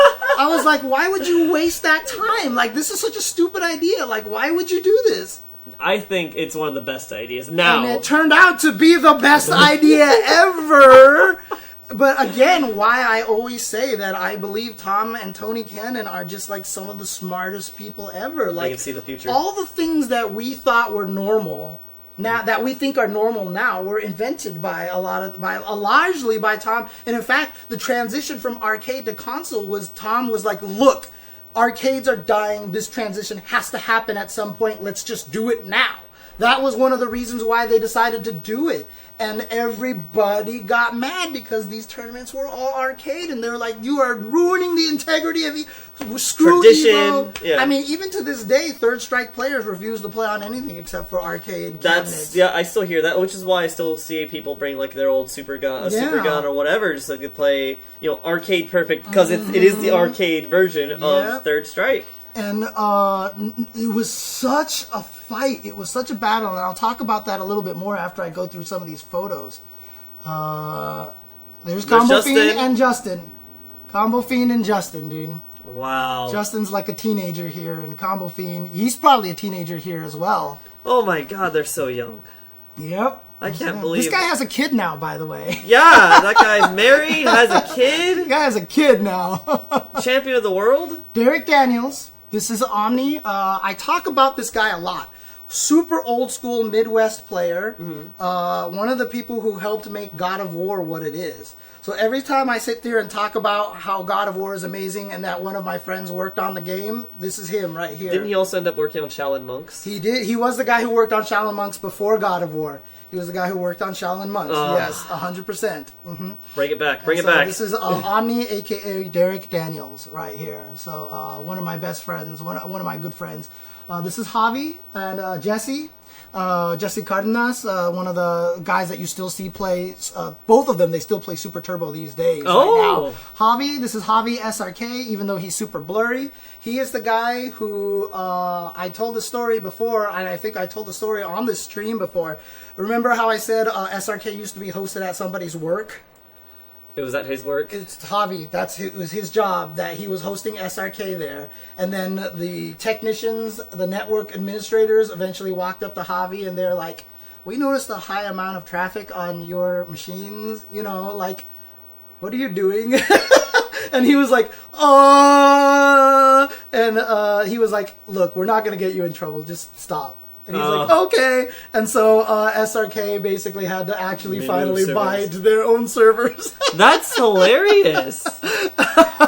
Because he was using up his company's bandwidth. Because before it didn't matter, because Shoryuken, nobody visited. It was tiny. So small that it didn't matter. But when it got bigger, that's when it needed its own dedicated server. That's when it started affecting their company's network, because everybody was actually going in there. Absolutely they were taken with a toaster. This is a old digital camera. This was, I think I was amazed because it might have been like 3 megapixels or something, or even and it was like super terrible. I had a digital camera in like 2003, 2004. Javi was the one who hosted our Prep Time Batman debates versus battles. Oh, by the way, Javi, of course, stupid. He's the main TO for Texas Showdown right now. So that's him. He used to run Texas Showdown a long time ago before it got taken over and ruined by somebody else. And then he's the one who brought it back into its glory. Revival. Yeah, him and Chris Wong are the ones who have brought this back into the revival. So he is the TO for Texas Showdown right now. So he's back in the whole entire thing. And that's Javi SRK. That is Jason Nelson and Jason Cole, two of the top NorCal players of all time. Jason Nelson was the one that got second place at B5 in CVS 1 to Chiku Saddam, but he was one of the best players. He defeated Daigo at the anniversary tournament and stuff like that. So he's like super old. If you want to talk first generation top tier player, Northern California, Street Fighter 2, he's one of them. Jason Cole is one of the others. So these are two of the top players. I believe this is Tom. So Tom Cannon was one of the other ones here too. So all three of them are super old school. They are all actually older than I am, and they are all the top players of the original Street Fighter 2. Oh, the World Warrior. In World Warrior, yes. Wow. World Warrior top players right here. Some of the best players. And again, like Jason Cole and like Jason Nelson and all, yeah, these guys are just ridiculous. They're amazing. Here's Boss again. There's Alex Valle here, very blurry. You can't see him again. Oh, wow, a clear picture of them. Yeah, so here's the Japanese cabinets here, and they're trying to tweak the cabinets over here so that they can play against each other and everything. And so they're trying to hook these up as head-to-heads. You can see this side doesn't have the buttons because it's going to go head-to-head versus this one over here. So they're which are side by side in America. Here's John Choi here on the right. Here we go. This is Chiku Saddam. Is this Tokido? I think that's still liquid metal. This is liquid metal. Okay. So that's still liquid metal. Man, why do you get the liquid metal? I don't know. I don't know why I'm getting them confused. So I'm totally being racist here. So that might still be liquid metal there. Okay. There's Javi again. You can see him a little bit better in this picture. Jesse and Wizard behind over there. There's the stage. Wow, a corrupted picture. Another corrupted picture. Another corrupted picture. Woo! Back in the days, technology here. Here's the belts again. So it was grand prize. You got this, and then top 7 got the belts. Those are so cool. Those are cool prizes. Yeah, they were cool prizes. A better picture. I used Flash. Oh, there you go. Yeah, look at this. It's written on the belt too. It has the logo. And this one is. I think this one is Super Turbo. Yeah, and I see the Ryu art in the middle for the last one. Yeah, that's Sagat. Yeah, that's Sagat. That's the CVS 2. They knew he was top tier, so you're like, yeah, champion. Let's just put And here's the MVC 2 one. They put Cammy on there? Interesting. What? But that's also Super Turbo. I think we could only use Capcom art or something like that. So I mean, that makes sense, but I thought they'd put, I don't know, a more prominent character in that game. I mean, again, CEO, he's always talking about, we gave out belts. Like, he's not even the first one that did that, dude. So, seriously. And remember, this is 2002. So, they didn't have the budget to get, like, super belts or anything.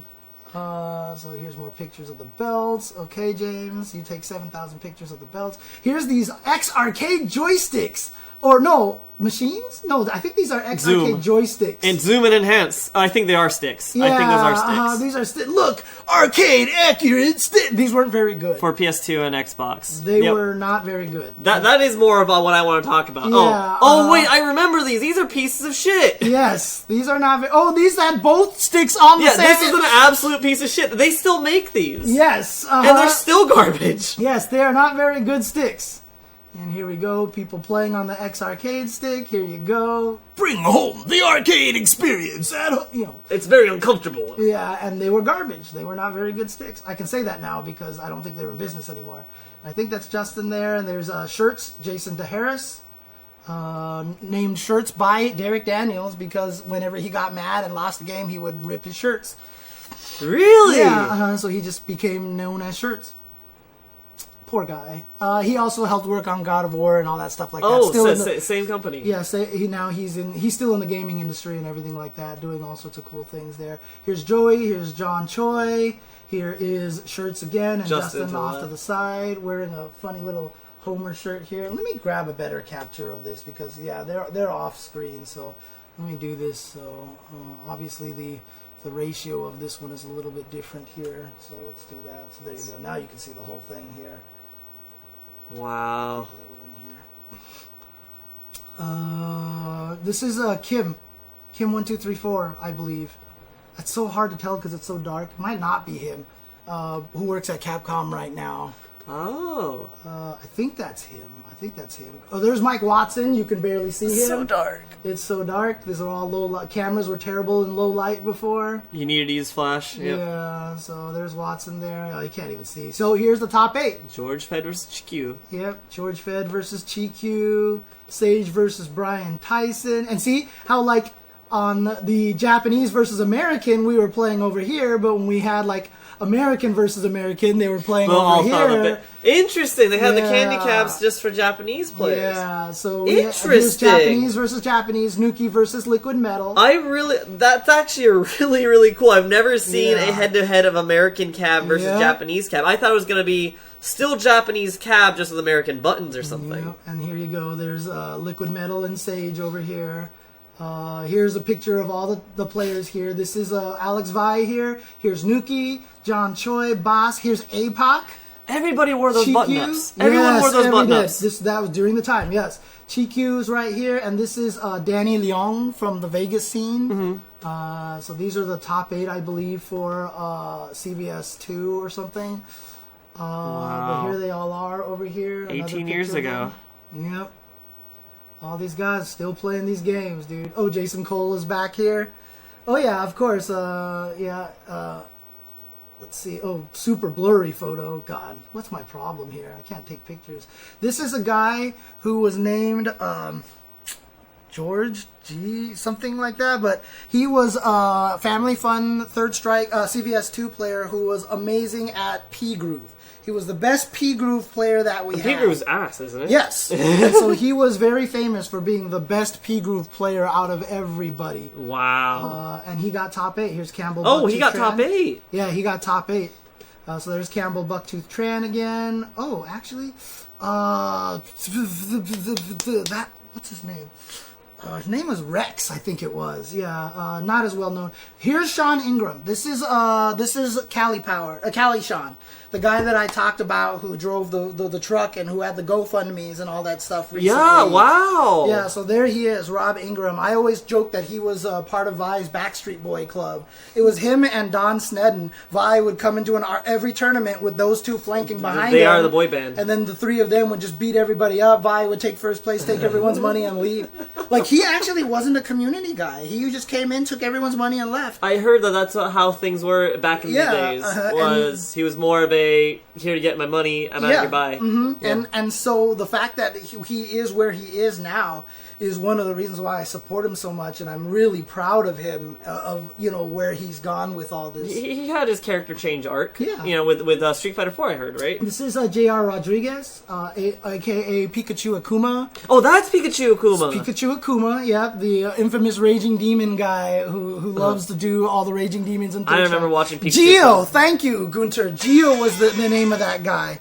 Geo was the P-Groove player. Geo. Yeah. Yeah, no, Pikachu Akuma, I remember watching his videos even when I first started entering the scene, like 2008, 2010. It was Third Strike videos, I think. Yeah. I think. Is that Serlin? That might be Serlin. That looks like Serlin. That might be Chris Lee down here. And I think this is Mike Creaky over here. Yeah. That's for sure. That's Chris Lee. Let's see here. More pictures of random people. Here's Shirts again. Spotted the Chen Cam. Here's Seth Killian, super young here. Oh my God, he's so baby-faced in that photo. I think that's Jimmy. I think that might be... Is that Jimmy? Maybe. I can't tell. As in Level Up Live Jimmy? Yeah, this is Genghis. You probably know Genghis. I do know Genghis. This is Genghis from San Diego. Also known as Tong, yep. Yeah, Genghis Tong, right, exactly. Yeah. And here's Ed Ma. This is Ed Ma over here. Here's Spider Dan. Here's Derek Daniels again over here. Vi. Young Vi. But do you see what I kind of mean by like he like just by looking at him he has that swagger. Yeah. You know what I mean? Just by looking at him, he had that swagger in a lot of ways. I don't even know what the hell these photos are. Jesus. Oh, Top 8 maybe? It's the red light shining down here, so it's hard to see over here. And there's Tragic on stage giving medals. And so here's Alpha 3. Here's an Alpha 3 3v3. Team play. 5v5, I'm sorry, where Japan destroyed us here. So Japan is 1-0. Oh, no. No, America got 1. We got 1-1. 1-2, okay. No, 1-3. Oh, no, that's Japan. Japan is over here. Yeah, that's right. Japan's winning. 3. Oh, Okay. 3-2. Okay. 2-4. And then that was it right there. I think 3-4. 3-4. That was it. And then 3-6. Oh, dang! How many? Was Is it it 10? 7v7 or something? 5-6, 5-7, 5-8, 5-9, 5-10. Damn. I think that was it. Yeah, 11. 11. Wait, 12. how many are there? I don't know. I'm so confused, but I completely forgot what 14, 7 to 14. 15, 17. Dude, I don't This even. is a massacre. This is what the hell?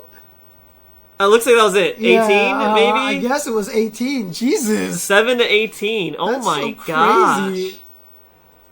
And here's a bunch of the guys again. Justin, Vi, Gio, Pikachu, Kuma, and Watson. Yeah, there you go. Wow. Clear picture of all of them, dude.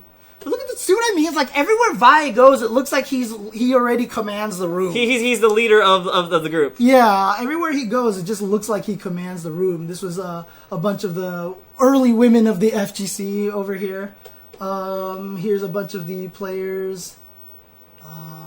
What is this for? I can't remember here. Oh, this might have been top 8 for Third Strike, I think. Yeah, I think this is the Third Strike 5v5. Oh. This is the infamous Third Strike 5v5 where Tokido unblockable Justin with Urian.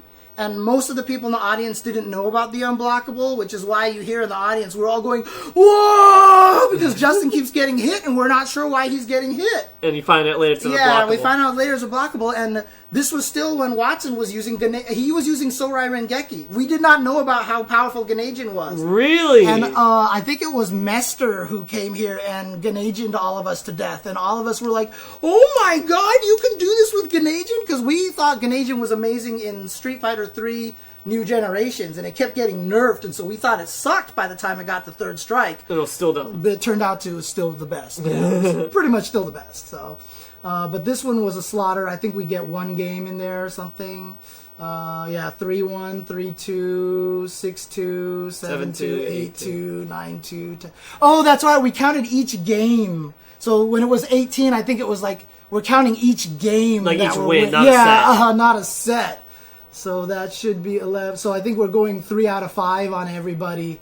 And so, 15. And they added exclamation marks to the 2 to troll them, basically. Oh, come on, guys. Making a comeback. 16 to 2. 16 to 3. And look, they even zoomed it in because we finally got our third victory.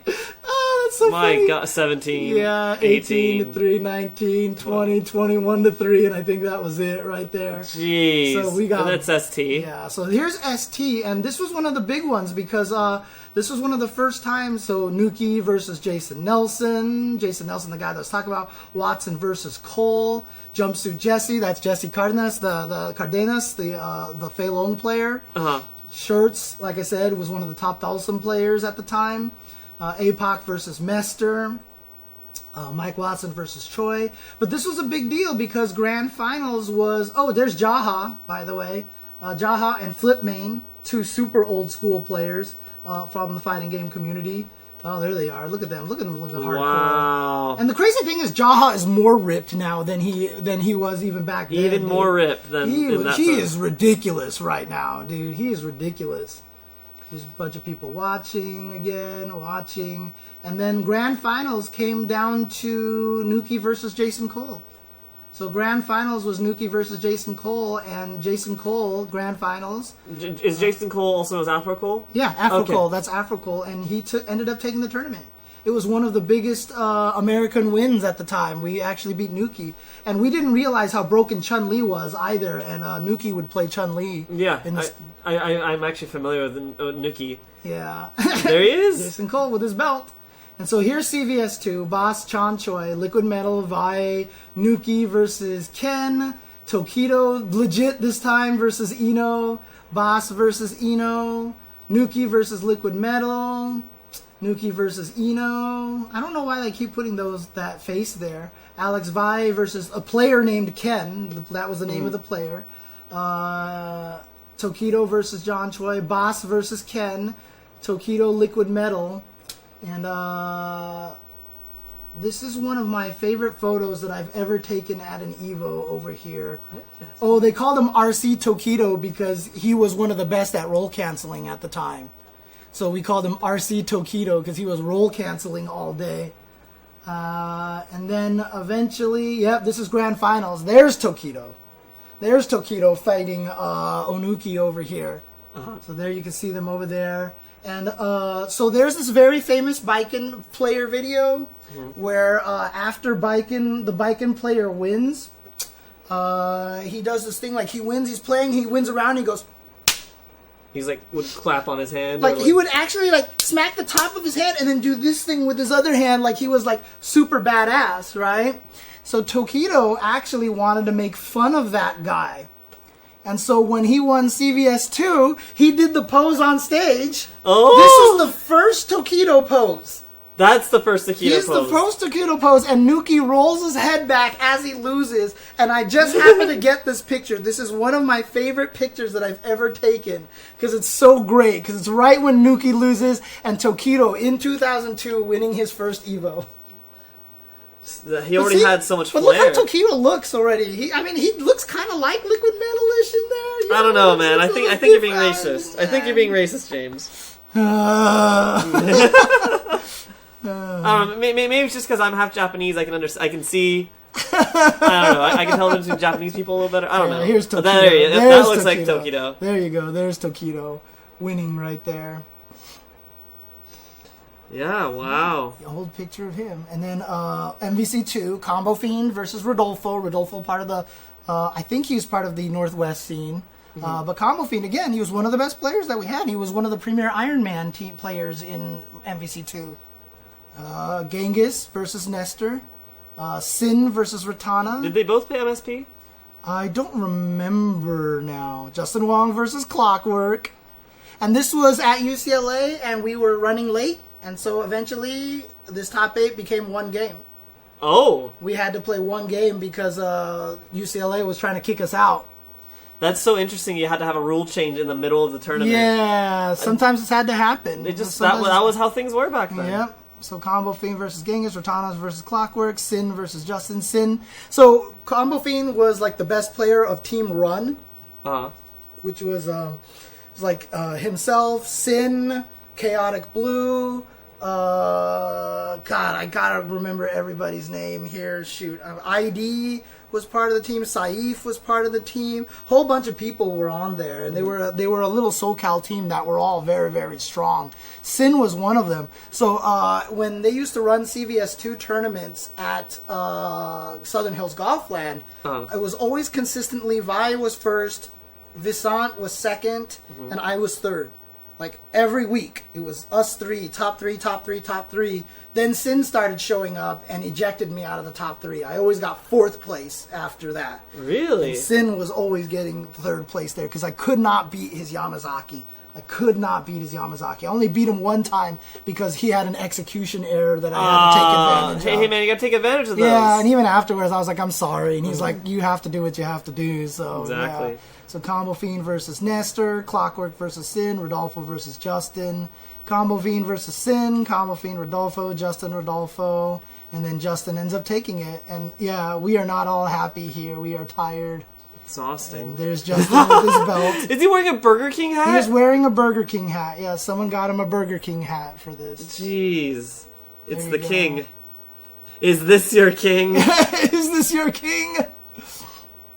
There's Genghis again. That looks like Genghis. Yeah.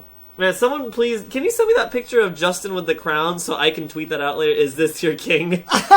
Yeah, like I said, it's on my Or maybe you should tweet it out, just asking, hey, so Justin, when are you gonna get that Burger King sponsorship? But yeah.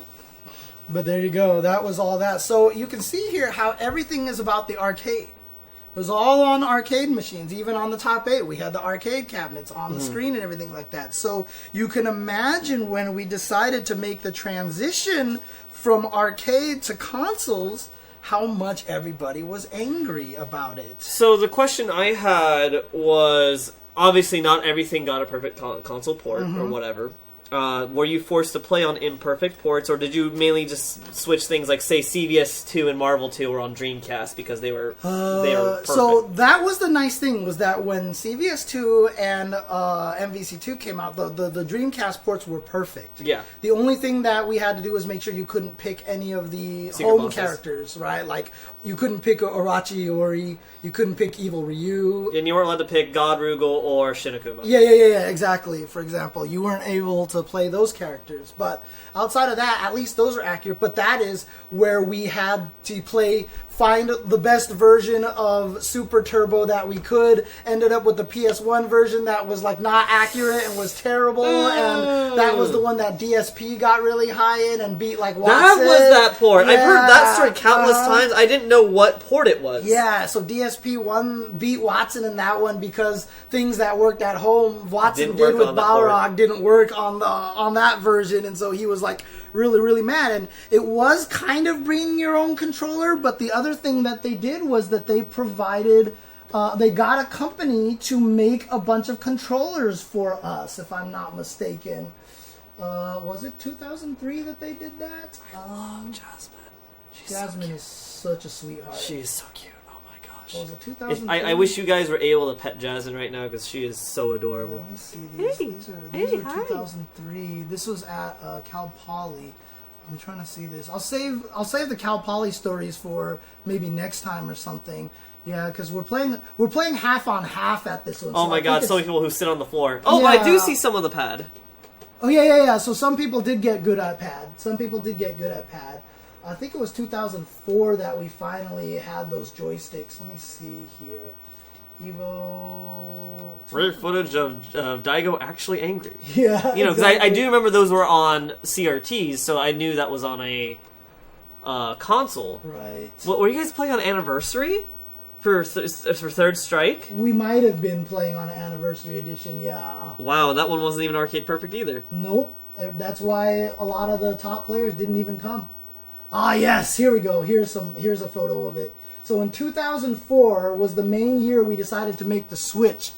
And you can see they commissioned a company to make joysticks at every station. Wow. So everyone had these joysticks at every station, and everyone's like, I can't play on these joysticks because they'll move on the table, like they'll actually like shake and so stuff. People play on. And so what Tom Cannon said was, we'll put Velcro on the table, we'll put Velcro on the bottom of the sticks, and we'll actually Velcro all of the sticks to the table so they won't move. Jeez. So they won't move. And so we had these all sit here and Velcroed on here, and everybody was like, we're not convinced that this will work. We are not convinced that this will work. Jasmine, you are standing in front of my computer screen. I can't see.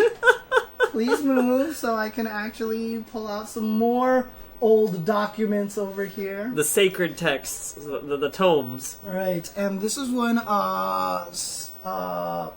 Shoryuken was up already, so I want to quickly comment though on the stick situation. I find that interesting because I remember even when I started entering the scene, 2000 maybe 10, I would still see a lot of players having interesting ways of holding the stick. Nowadays, I feel like the main way is everyone just has it on their lap. Sort of, yeah. But I would see it back then. It was way more common for me to see people who would play on the floor. Maybe they had a cardboard box and sat on the floor. Maybe they used it as a chair. People would use a chair and everything. Now everyone just learns to play in their lap. Yeah. You just kind of had to learn how to play in your lap. It was very unfortunate, but where is this here? Evo, do I have Evo footage here? Is this under... Oh, here it is. Evolution. Here we go. 2004. Trailer. Here we go. What is this? So, everybody was basically saying that this isn't going to... Oops, why are you playing on here? Because you are a WMV, and nothing actually uses WMVs anymore. Windows Media? Yeah. Movie video? I don't know what it is, but it's a Windows one. VLC. Okay. And look at the size of my god, I already know what's going to happen. Size of the videos over here. Let me see if I can get this onto the screen for you guys. So, everybody was yelling at the cannons like, this will never work, this will never work. And so this is a video that Tom Cannon put out on Shoryuken.com to show that the Velcro should work. And it was one of the most hilarious videos at the time, and was super infamous. I feel like it's gonna be like a work training video or something. Here you go. This is a X arcade sticks.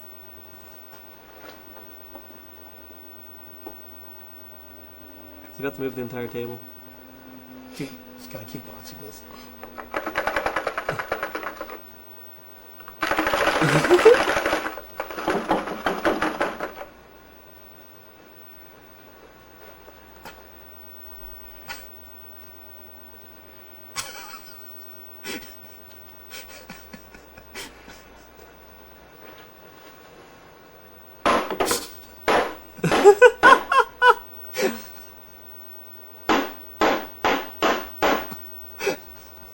No way! Oh my god!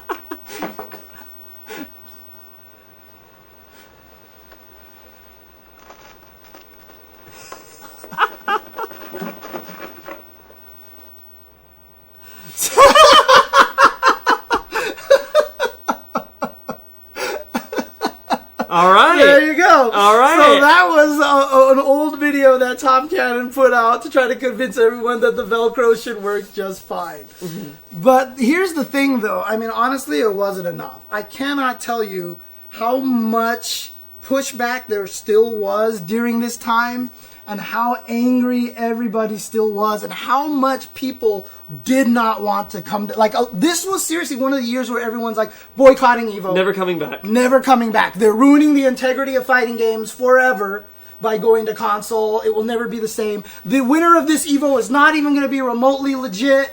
So the same thing that's going on EVO Online. Why do you think I made that connection, right? Oh my god, it's going to happen to you! Yeah, it's the exact same kind of situation.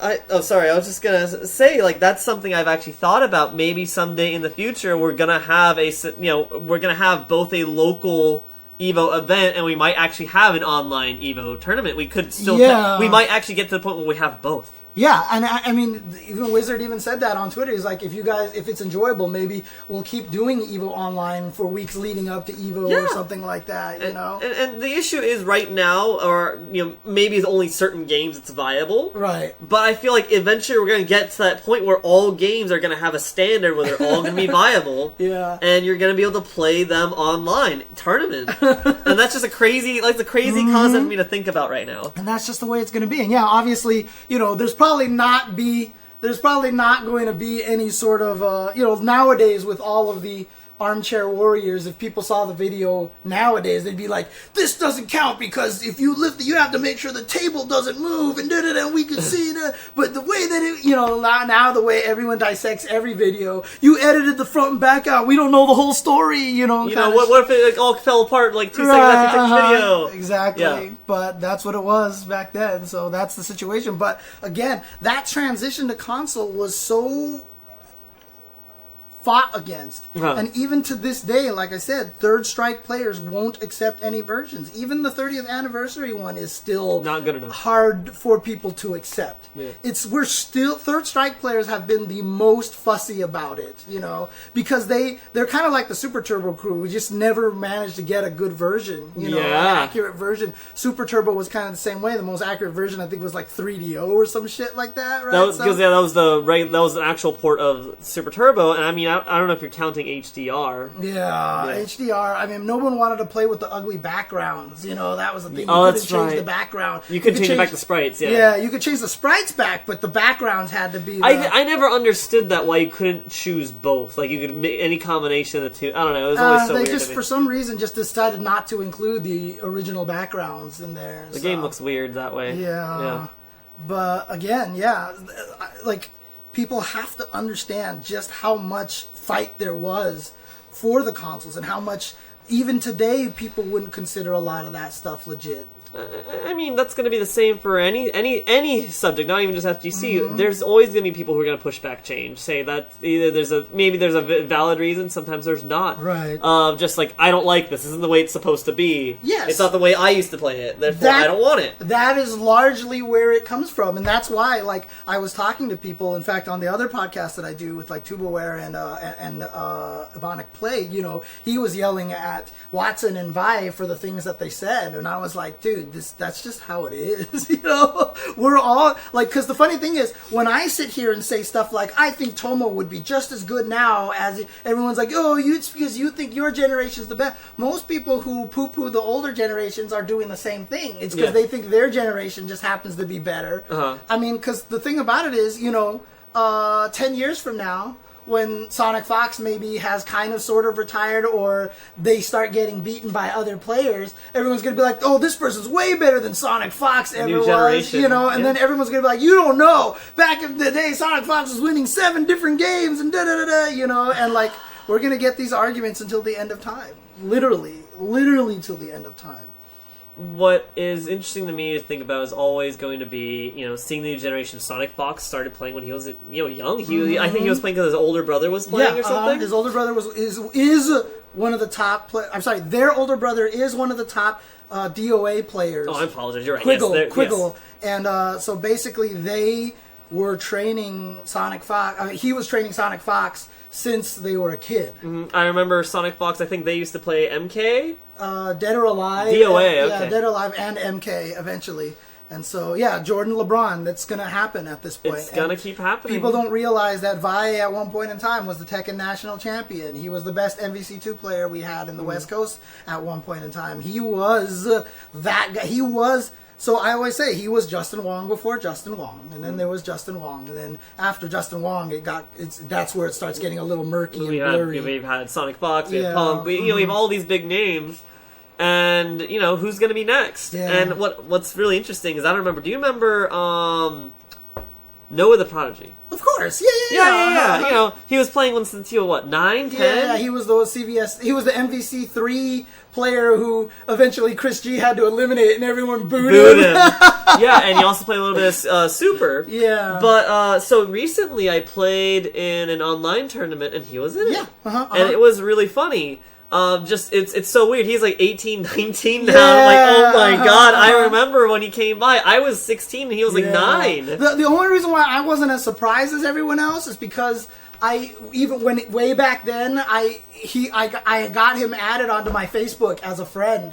So every once in a while I would see his post and see him getting older. So it never surprised me as much as everybody else. It's like seeing a nephew I haven't seen in like 10 years. I'm like, oh my god, you're grown. Yeah, and that's the crazy thing is like, you know, it's always going to be that way. My argument is that I think Tomo would be one of the best today, especially given the resources that we have.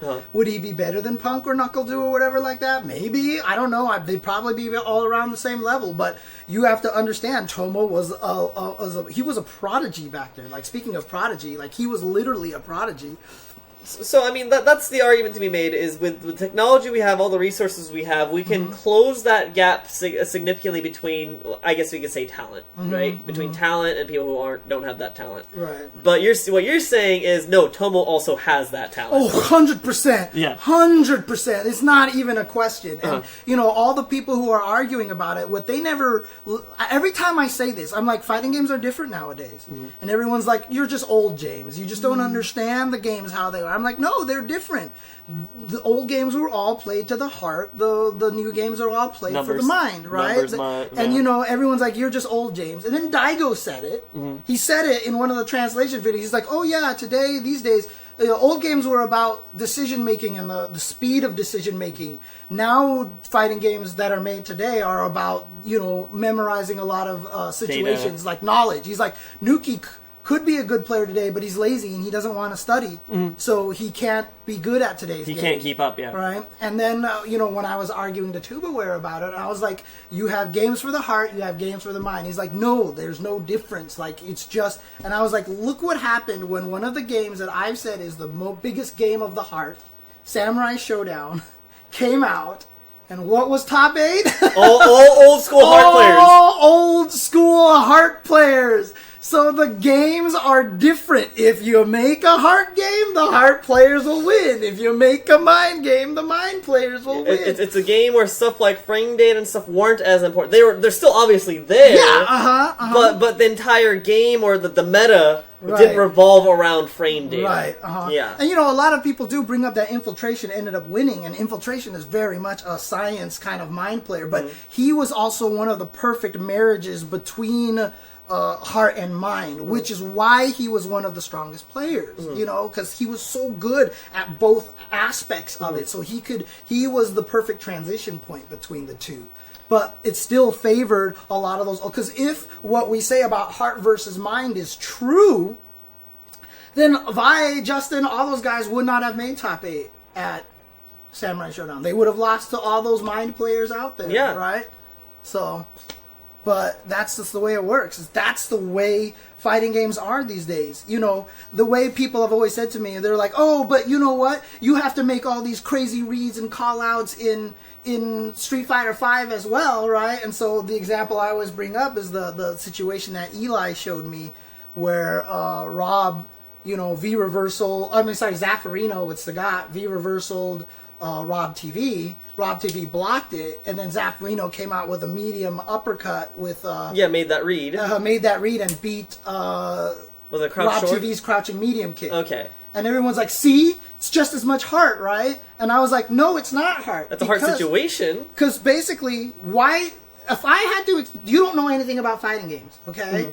And I see that situation, and I'm like, "Oh my god, that uppercut was crazy!" And you'll be like, "He just hey, did an James, uppercut." Yeah. Why was that uppercut situation crazy? I'm like, "Okay, look. So here's the way it works, right? Karen is a 3-frame character. Sagat is a 4-frame character. After the V reversal, you're -2." Okay, and after being -2, but Sagat's pushes you at a range where Karen's 3-frame buttons can't reach. So she right? has to use so she'll try to use a medium button instead. But the thing about it is the medium uppercut just happens to be hit invulnerable, strike invulnerable at frame 3. So he knew that Rob TV, because of the previous situation, Rob actually came out with the medium button. So he knew that Rob was going to try to take his turn by hitting the medium button. So that crouching medium kick is 6 frames. And because of 6 frames, by the time it comes out in -2, that'll be the 4th frame. But that's past the point in which he would be invincible on the medium uppercut. So that was such a great call out.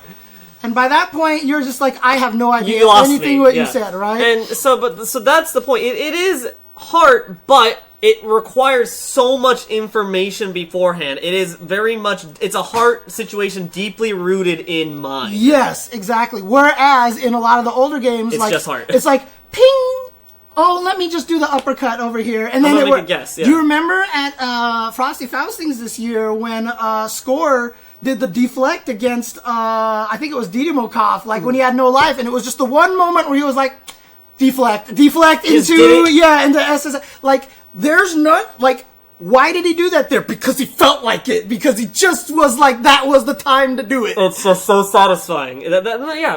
I think I see myself as more of a heart player, so that's why I got drawn to Sam's show for that same reason. Exactly. And so that's the thing, right? That's the difference between the games, which is, I talk about this a lot, and everyone just says that I'm old and crotchety and everything, but there is a distinct difference. So that's why when Daigo said it, for me, I fell on my knees and I was like, validation, thank you. And I think that's a slight argument you could also be made, is that if your game doesn't have a meterless, a non-resource DP option, invincible DP option, then I feel like that's almost automatically a mind game, because then you can't just say, I'm just doing my DP right now because I'm going to beat this thing. And that's the thing, Street Fighter V doesn't have the monkey wrench, screw your frame data move. One of the reasons why I like Soul Calibur so much is because guard impacts can do that. Yeah. Guard impacts can always come out no matter how negative you are. No matter how negative you are, guard impact will work on the first frame. So you as a player have to be aware even when you're on offense that they can't try to steal their turn back. And exactly. Flylo even mentions in there, Daigo going up to Gamer B and Meaty fierce uppercutting him 3 times in a row, right? And then knocking him dizzy and then uppercutting him again. And again, if you ask me why that's hype, it's because that thing is totally punishable if Gamer B just decided to do nothing, but he predicted Gamer B was going to do something every single time. That's it. There's no mind that needs to be learned to understand why Daigo did that. It was just because Daigo had the cojones to just be like, you're going to hit a button 3 times in a row on your wake up. and that's it. But to explain that Zaffarino situation, like, you can't understand why that's a call out until you explain that whole entire situation. And that is what I like so much about fighting games today. Even just talking about how much fighting games have changed. And this is, once again, this is not a disrespect on Street Fighter V. Right. That's not at all the point. It's just pointing out these are things that are different. Yes, and that's the thing too. Everyone always says, "Oh, you think it's just because the old games are better." I'm like, no, I'm saying they're different. The word that I always choose is that they're different. Games are different these days, and Street Fighter V, weirdly enough, is the most extreme version of it, because even Tekken, which is a mind game that has all that factor in there, they've built in low crushes, low parries, high crushes, side steps to kind of disrespect the frame and then rate. rage arts and stuff like that. To beat those kind of things. But Street Fighter V, like I've always said, if me and David did the Sure You Can stream yesterday, the beginner tournament. The beginner tournament. And one of the things that we kept saying is that people would block Laura's elbow, the light elbow, which is not punishable, but they would not do anything afterwards. They would not try to counterattack, and we were like, you have to take your turn. You have to throw out your 3-frame button to take that turn. You have to try to take the risk. Right, before you can start mixing up. But if you don't ever do that, she's going to get away with that. So you have to take your turn. And we were like, unless she has a critical art, there is actually nothing she can do. Her armor doesn't start up fast enough. None of her buttons come out fast enough. So as the Laura player, without a critical art, if you do light elbow and your opponent does a 3-frame button, there is zero you can do except block. You have to block. And in every fighting game out there, that is almost never the situation. There is almost always something you can do, whether it's roll, parry, guard impact, DP. high-low crush, DP, backdash in Street Fighter 4, focus attack in Street Fighter 4. There's always something you can do to disrespect the frame data. Street Fighter 5 is one of the only games where that option literally does not exist. And so that's why I always say it's more about a memorizing frame data situations, mind kind of situation. And again, it's not for me to detract it, because I actually enjoy Street Fighter V. I like playing the game. It's just very different. Yeah. It's just a different kind of game. You can't make your reads and decisions in the kind of the same way that you do in a Street Fighter 4 game. I know people who watch my stream all the time, are like, God, James, we hear this from you like 700,000 times. This is all I've been talking about. But it's because it's something that I don't think people are willing to accept. There's the fact that the games are different. Yeah. And for me, I could even chime in on this because I really like Street Fighter 4 and going to Street Fighter 5, which I still do decent in. It's weird that the game has transitioned, because Street Fighter has almost always been known as the heart game. Yes. And for suddenly us to not have a heart game, thank you, Yoshige, to us to not have a heart game, it feels wrong. It feels like you get to the heart eventually. You get to it eventually. It's just, it's so drastically different. And maybe it also plays a part in the fact that Street Fighter 4 was supposed to be kind of like a weird homage to 2 in ways. But that's why, like, I also understand the frustrations I hear Guilty Gear players are getting with Strive. Right. I make the joke, you got your Guilty Gear in my Street Fighter. You got your Street Fighter in my Guilty Gear. I mean, modern games, in sense, because like Tekken 7 is one of the most popular games, and it still is definitely more mind than heart. Mortal Kombat 11, I know I've had debates with David about this, but while it might not be more mind game than heart game, because Mortal Kombat does have a bunch of, screw your frame data options in there, there's still a lot of frame data knowledge in there. Moves are intentionally designed to be -6 so that you lose your turn. Moves are intentionally, like, this string has no safe enders in it. You can't stop this string anywhere. It's all punishable. And so, because it has the longest range. And so that's your with punished string kind of thing. It's all kind of built in that way. However, Grand Blue Fantasy Versus is definitely very, a lot more heart-based. Because a lot of the negative situations are universal. If you ever do AAA, if you ever do the auto combo, you're negative, and you just know that. You're not punishable, but it's not your turn. And you just kind of know that. But still, you still need to know Grand's medium punches plus on block, whereas some other people's is not necessarily. Soul Calibur is very much a heart game with a little bit of mind in there as well. But, the more, I guess I would say, the more popular games right now are more mind-based. That's correct, Tekken and Street Fighter. I mean, that's why Sam's Show making its return was such a big deal, because it was in this sea of mind games, this was a heart game. And not only that, but, literally that game has nothing for mind players. Oh, yeah. Yeah, that game has nothing for mind players. So people who like the mind game just will not be able to enjoy it because there's nothing in it for them. And it feels like you're just making decisions because whatever, and that's what the heart players love. Hey, man, I'm here to do cool stuff, okay? Right, so that's the whole thing about Guilty Gear, I've always said, is like the perfect marriage between mind and heart. In my opinion. But I've also think that Guilty Gear is one of the perfect fighting games, but that's another story. Marvel is very much a body game. So there's the heart, the mind, and the body. Marvel is an execution body kind of game. Same with Skullgirls. Skullgirls in a little bit as well, yes. So a lot of those games are they favor the body a little bit more. For me, just because maybe my execution's awful, I feel KOF is like that too. I'm like, so much of KOF is like, oh my god. There's a lot of execution in that game as well, so... But again, that's kind of the division between them. But, what we're playing right now, especially in terms of Street Fighter, the modern game is very different than it was in the old game. So the fact that people see that Justin and Daigo has amazing success in Street Fighter V, but he's not winning everything. Yeah. So everyone's always like, oh, Daigo's kind of washed up, or Justin's not as good. Like, those old players, look how good we are nowadays. Punk is better than Daigo. Punk is better than... It's like, it's a different game. It's a different game, and it's a very different style. The reason why Punk and NuckleDu are so good at the modern games is they are so good at being, and I say the word random not as a degradation, but as a literal strategic skill tactic. They're the best at being completely unpredictable and choosing to do some crazy option that works when you need to steal turns in Street Fighter V. It's smart with it's tactical stupidness. Yeah, and I don't even want to call it stupidness. Tactical randomness. They're so good at that. Their brains are so hard to read. In those kind of situations, and that's just kind of how it is at this point. Yeah, that's the thing. I was actually even telling a bunch of other people when Street Fighter V, like once people started figuring out Street Fighter V, I was like, it's a game where you need to pretty much know, I don't want to say all the frame data, but you need to know all the important frame data. Yeah. And then with that knowledge, you have to know, okay, time to be stupid here. Right. Time to be random here. It's less about knowing the exceptions of frame data. Like in Tekken, for example, moves that are plus on block are few and far between. They're the exception. So you memorize the exception. Whereas in Street Fighter V, you have to memorize everything. Yeah. You just have to know if this is plus or minus, because you have to know when it's whose turn. Right. Yeah.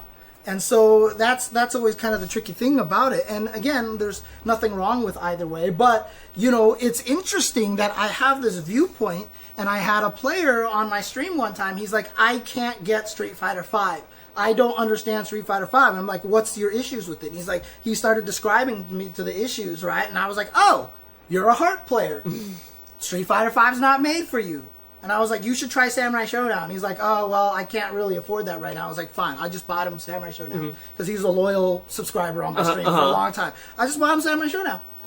Because I didn't want him to pay for a game and then go, this is fun, but the netcode sucks, Yeah, exactly. So I was like, I'm just going to get that for him. So I just got it for him, and he was like, I love this game.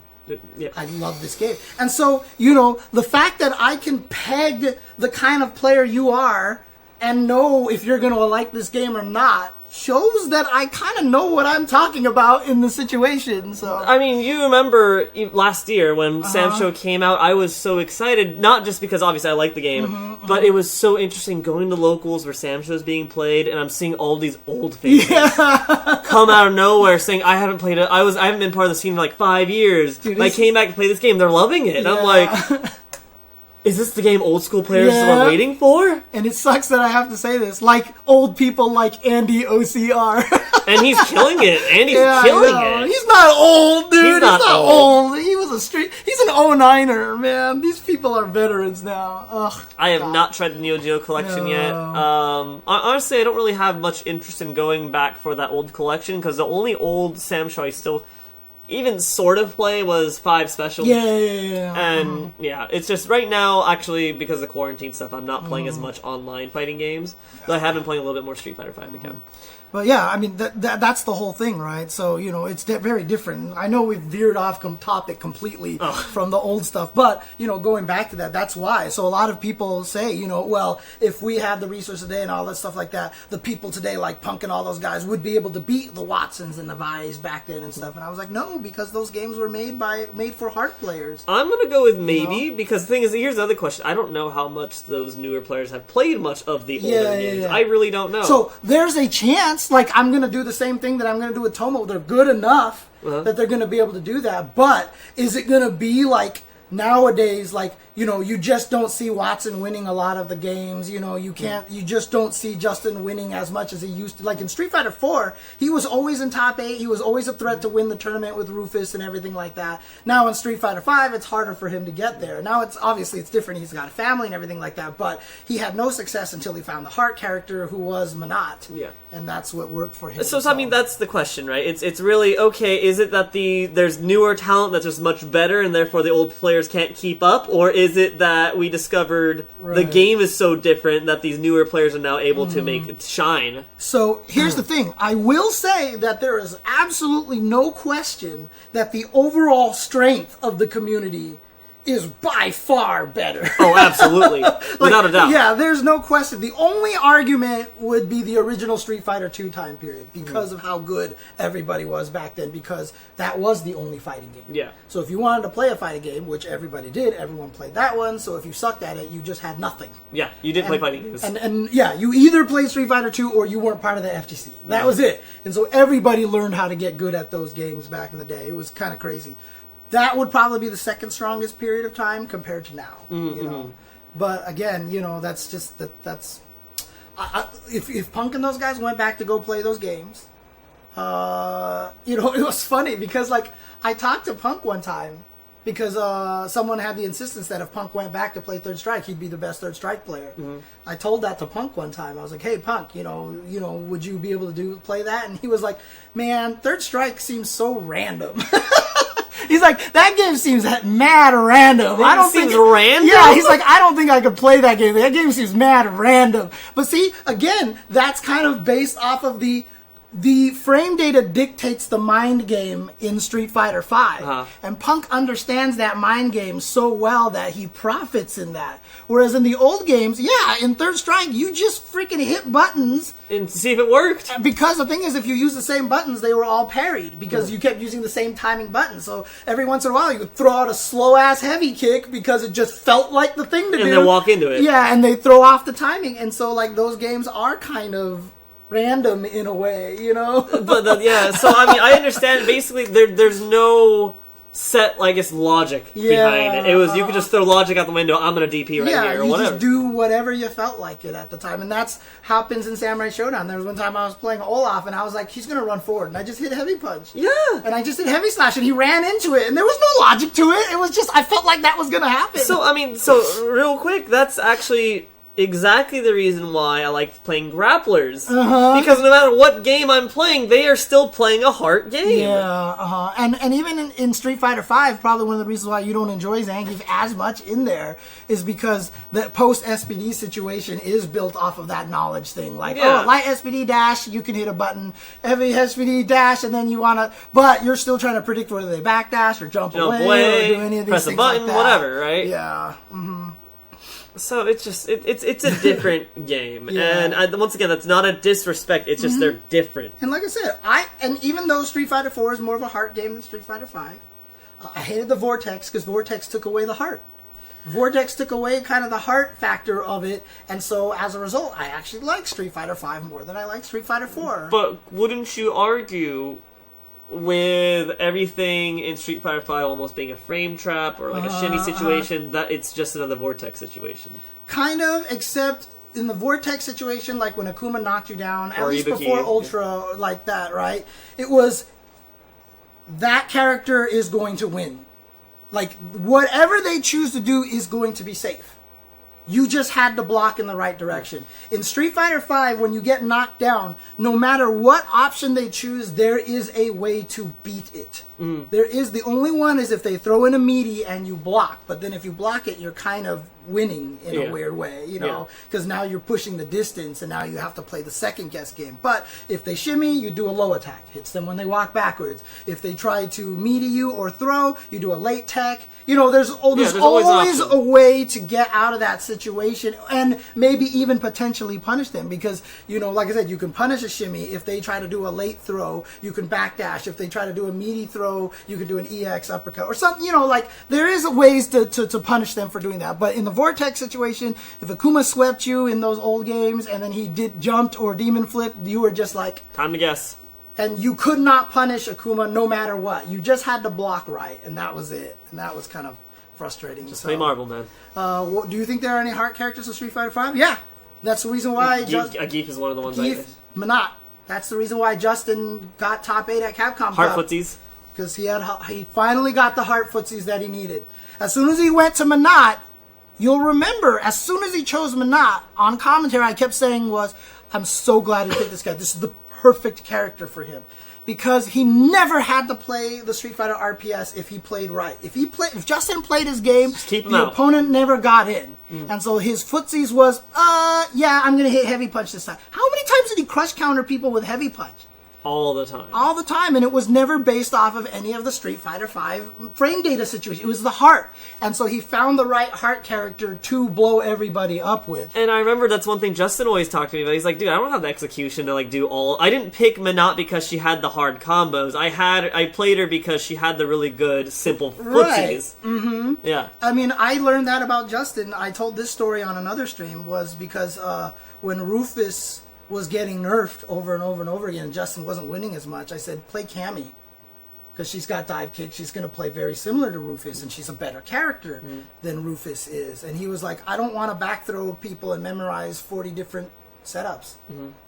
I just don't want to do that. No, that's me. That's me. Right, and that's the difference between a heart player and a mind player. Whereas Metroid, you know, Flash Metroid. Oh, yeah. He busted out his notebook. He opened it up for me and showed me every setup for every character on back throw. And so he's a mind player. He's an absolute...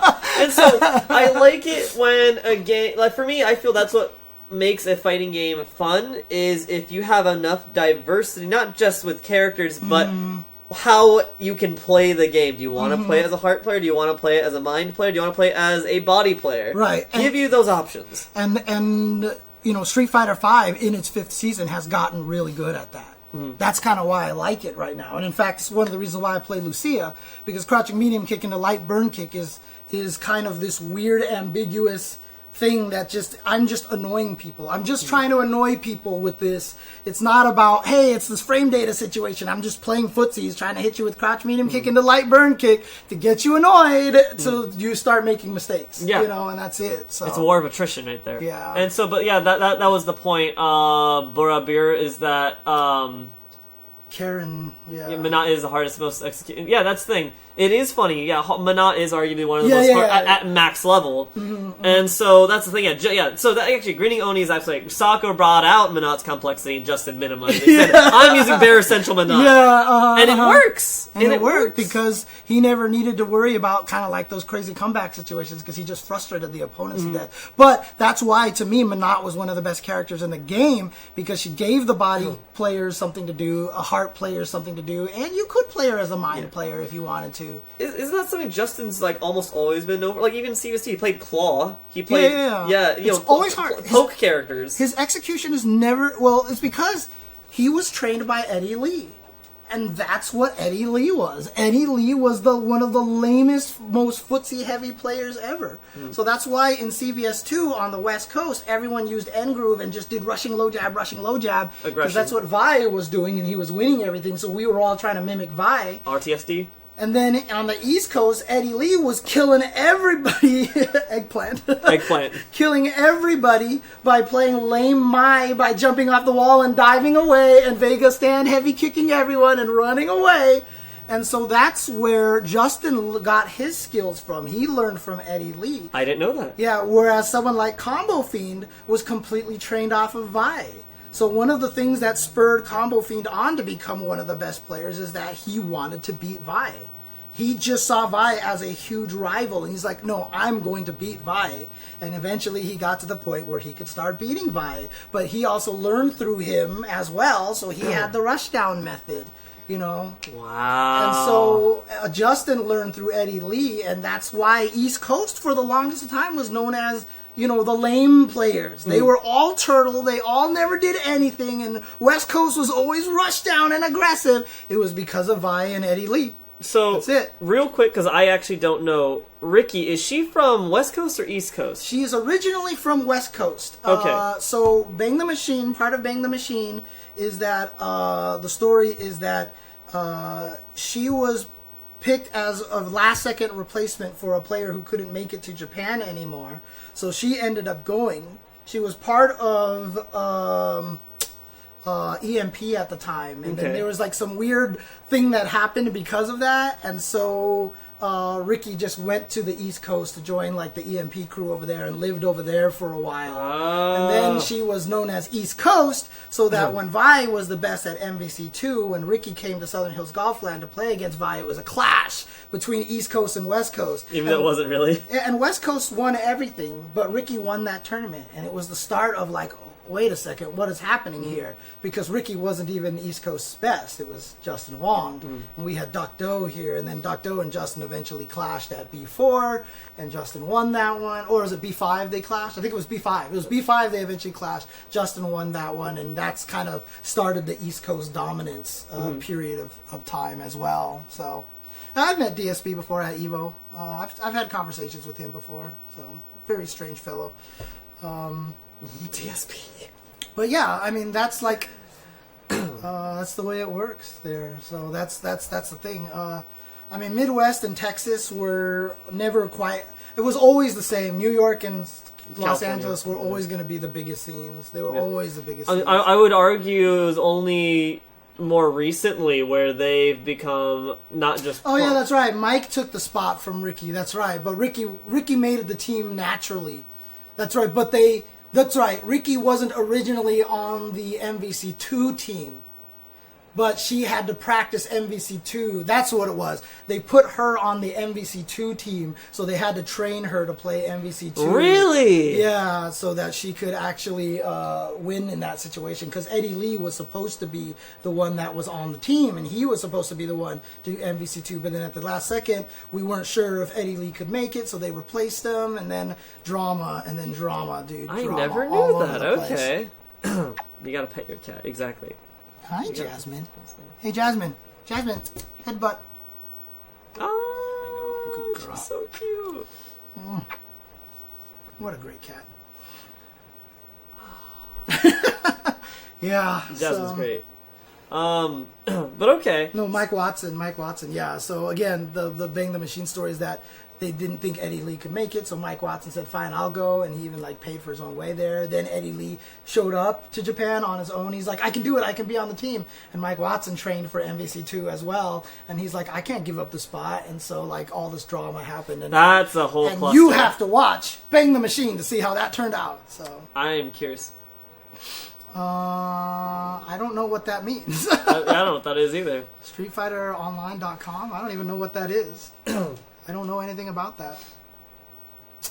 Yeah. Oh, okay. So Ricky didn't train for the team. Thank you, David Dial, for being in the chat and pointing out my racism and all my. God, wow, just getting everything wrong. wrong. I know, right? You're supposed to be the historian. I'm supposed to be the historian, but Okay, Ricky was the one that trained for it. Can we get a Wikipedia, please? Yeah, Chensorpedia? Yeah, Mike Watson actually has said that his favorite fighting game of all time is MVC2.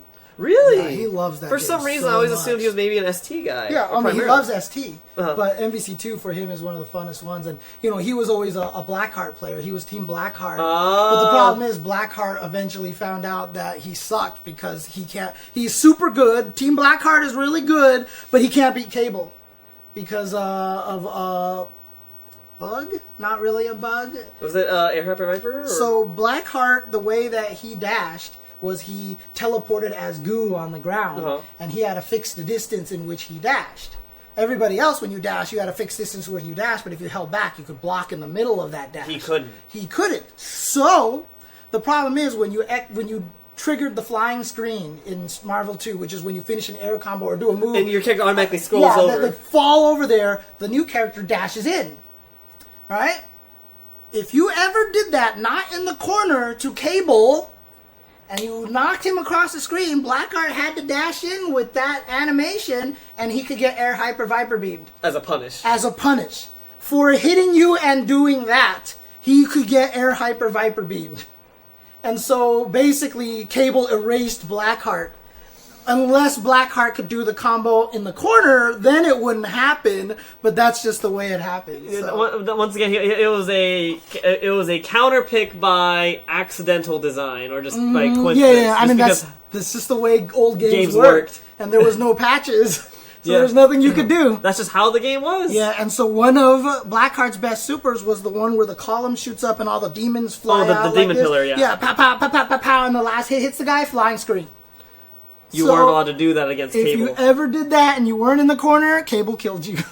And Cable was a very popular character. Yep. So that pretty much eliminated Blackheart from competitive play for most. Yeah, Cable eliminated 80% of the cast from competitive play. Jeez. That was basically what he was. That's just how it was. I just can't find it just ridiculous that Cable was so good, and that was the first character you'd be highlighting on player 2 side. Yep. Oh, man. It's crazy, dude. It's crazy how old games were like that, dude. Yeah. No, it's interesting. It's interesting to see how things have changed. I would ideally like to see... I was actually talking to Olaf about this last night. I would like to see maybe the next Street Fighter game be a little more heart-focused. I understand it'd be...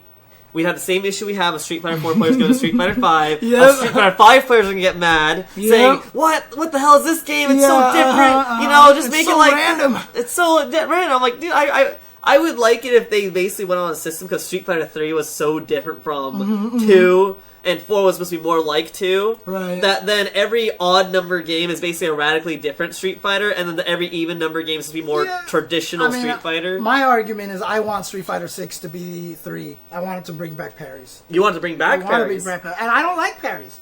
But if they implement it right, like the way Gil is. So, like, the way Gil's parries work, if you just made it one frame, so you could do it as a reversal, and you can do it in the air, that's perfect. Because then you have the ability to get kind of, baited. If you parry and... Because the problem with parries now is it's option selectable, and you just move around and you're parrying, and there's no punishing parries very easily. It's not intuitive how you punish parries. They put in a lot of things like crouching characters reel for one more frame, so you could do crouching combos to punish people for down parrying, things like that. They added stuff in there to defeat parries a little bit, but it still dominates the gameplay too much. Like jump, option select, parry, land, and throw is really powerful in Third Strike, and so you'll see people empty jump and attack, empty jump and attack, and attack. But if they were in the air, you saw them do an air parry animation, and then they landed with delay, and then you could beat them up. Yeah. Then it becomes about the reads and stuff. So that makes sense. If, say, parry was an actual input and there was a whiff animation, then you could do that. Yep. So that's how I would do Street Fighter 6. I would make it a parry game. So this is actually a question I've had, right? And sorry, this is totally not classic retro history anymore. But so... When Guilty Gear Xrd came out, and it wowed everybody with its graphics, its art style of like, oh, it's 2D animation, JK, it's 3D models, was when I initially saw that, I thought, oh, now all those sprite-based fighting games, that's the transition. That's what we're going to do, is they're going to be 3D models that look 2D. Obviously, it didn't exactly happen, but I'd like to see it happen. So I was asking, if Street Fighter got a game that looked like that with that art style, would you want that to be Street Fighter 6 or is that Alpha 4? Or do you think there's any real distinction for Alpha and Street main series at that point? True story, first of all, that Guilty Gear trailer, when they fought it and then they finally panned around them, I thought that was something they did just for the trailer. Like in post? Yeah, I just refused to believe that was actually a thing. And then started people pointing out, like, I can't believe that's 3D. And I was like, that's not 3D. And they're like, Unreal Engine. And I was like, oh my God. And then I had to go back and rewatch it. I'm like, no way. Like that they did it. They did yeah. it. Yeah. But if they did that for Street Fighter, I would probably want it to be Alpha 4. Mm-hmm. I would probably want it to be Alpha 4 more than anything. And to be honest with you, I don't want them to do it at all. I want them to save that for Darkstalkers. If you're going to do that, put it all in the Darkstalkers. Yeah, put in Darkstalkers needs that anime cell shaded, that look. That's perfect for Darkstalkers. So I've always said nobody can make Darkstalkers except for Arxis. Like, you cannot have anyone do it but Arxis, because if anyone else tries, it'll come out awful. I mean, I guess since Street Fighter already made the jump to using 3D graphics and Darkstalkers hasn't yet, that would be the good excuse, is to save that for Darkstalkers as their art style. Yeah, exactly. So... Rival Schools is anime in terms of character design. Design, not not necessarily in terms of graphical style. Because it's still very 3D models. Yeah, it's anime in terms of it's it's in a Japanese high school. I'm like, I guess in that regard it is. It's anime like. Oh man. Yeah, but it's exciting to think about how future games could be different. What style are they going to emulate? We already have the issue with that with Strive right now, where people are like, it's not Guilty Gear enough. Where what art style we're going to use? I mean, we got Unreal 5 now. Yeah, that's right. Yeah, Fighting going to make that jump to Unreal 5. Well, so here's the thing. Gung Ho. The reason why they couldn't necessarily make Darkstalkers, we're talking about that from the Teppen style. The Teppen 3D animations are a specific, particular kind of thing called living art or something like that. There's a special thing. It's what Final Fantasy Record Keeper uses for the bosses and stuff. It's designed to take kind of 2D drawings and animate them in sort of pseudo 3D. If you wanted to do that with a full fighting game with a whole gamut of animation, that's going to take so much work. It would take forever. It would take forever. But yeah, so the way Nikali is done, I don't know if people know, but both of Nikali's hair is there 100% of the time. Yeah. But one of them is invisible. So when he activates V-Trigger, they turn one invisible and the other one... Yeah, they're both present at the same time. It's just one's not shown. And so the way that Zabel, Lord Raptor, works in Darkstalkers, he's got a buzzsaw or a chainsaw in his leg. His ribs stretch this way. His bone goes this way. He's got, when he... would he have, 7,000 invisible stuff on his leg? He's going to be literally a Swiss Army knife. He just shows up. And in the past... that wasn't possible. Nowadays, absolutely possible. They could do that. Lord Raptor could literally just be walking around with a chainsaw and a buzzsaw and, bones sticking out everywhere. They're just not visible at all the times. And so you just swap them in order to do that. And that's how they would have to make him animated. It's entirely possible with the memory and just the improved hardware. Technology we have. Yeah, it's definitely possible. So, I mean, that's something to think about is, we don't know when. It might be now. It might not be for a little bit longer. Yeah. But there is a way to convert that 2D style to 3D. So I mean, Grinning Oni even says it in the chat. Look at Jeddah and Morgan and MVCI. One of the reasons why they probably picked those characters, they were probably some of the ones they could do a little bit easier than freaking Victor with his hand growing all gigantic and his butt growing gigantic, and then all the veins going crazy on his leg when he does all that stuff. And Arxis would be able to kind of do stuff like that. But then you also look at the models that were created for the costumes in Street Fighter V, like Menat's Felicia and all that stuff like that. And it just doesn't. It doesn't look great. It doesn't have that same snap to it. Darkstalker's animation is so legendary that if you ever... if you're not doing what Arxis is doing, in which they're posing every frame like they're animating it... Yeah. Then it's not going to be right. It's not going to work. So this is something that I've seen even people show diagrams of, but for Guilty Gear Xrd, named for Dragon Ball Fighters, in order to get those dynamic poses and stuff like that. It's all camera trickery. So in other words, like, say there's a there's a pose where Goku's like kicking someone, and he has his head facing the camera and really all cool. And then if they're like, yeah, so you see it from this one specific angle, but if you look at the 3D model, Goku's neck is stretched out like 20 feet out in order to make his head look large enough. I just want to see if I can find the pictures. There's a very famous one with Mei in Guilty Gear.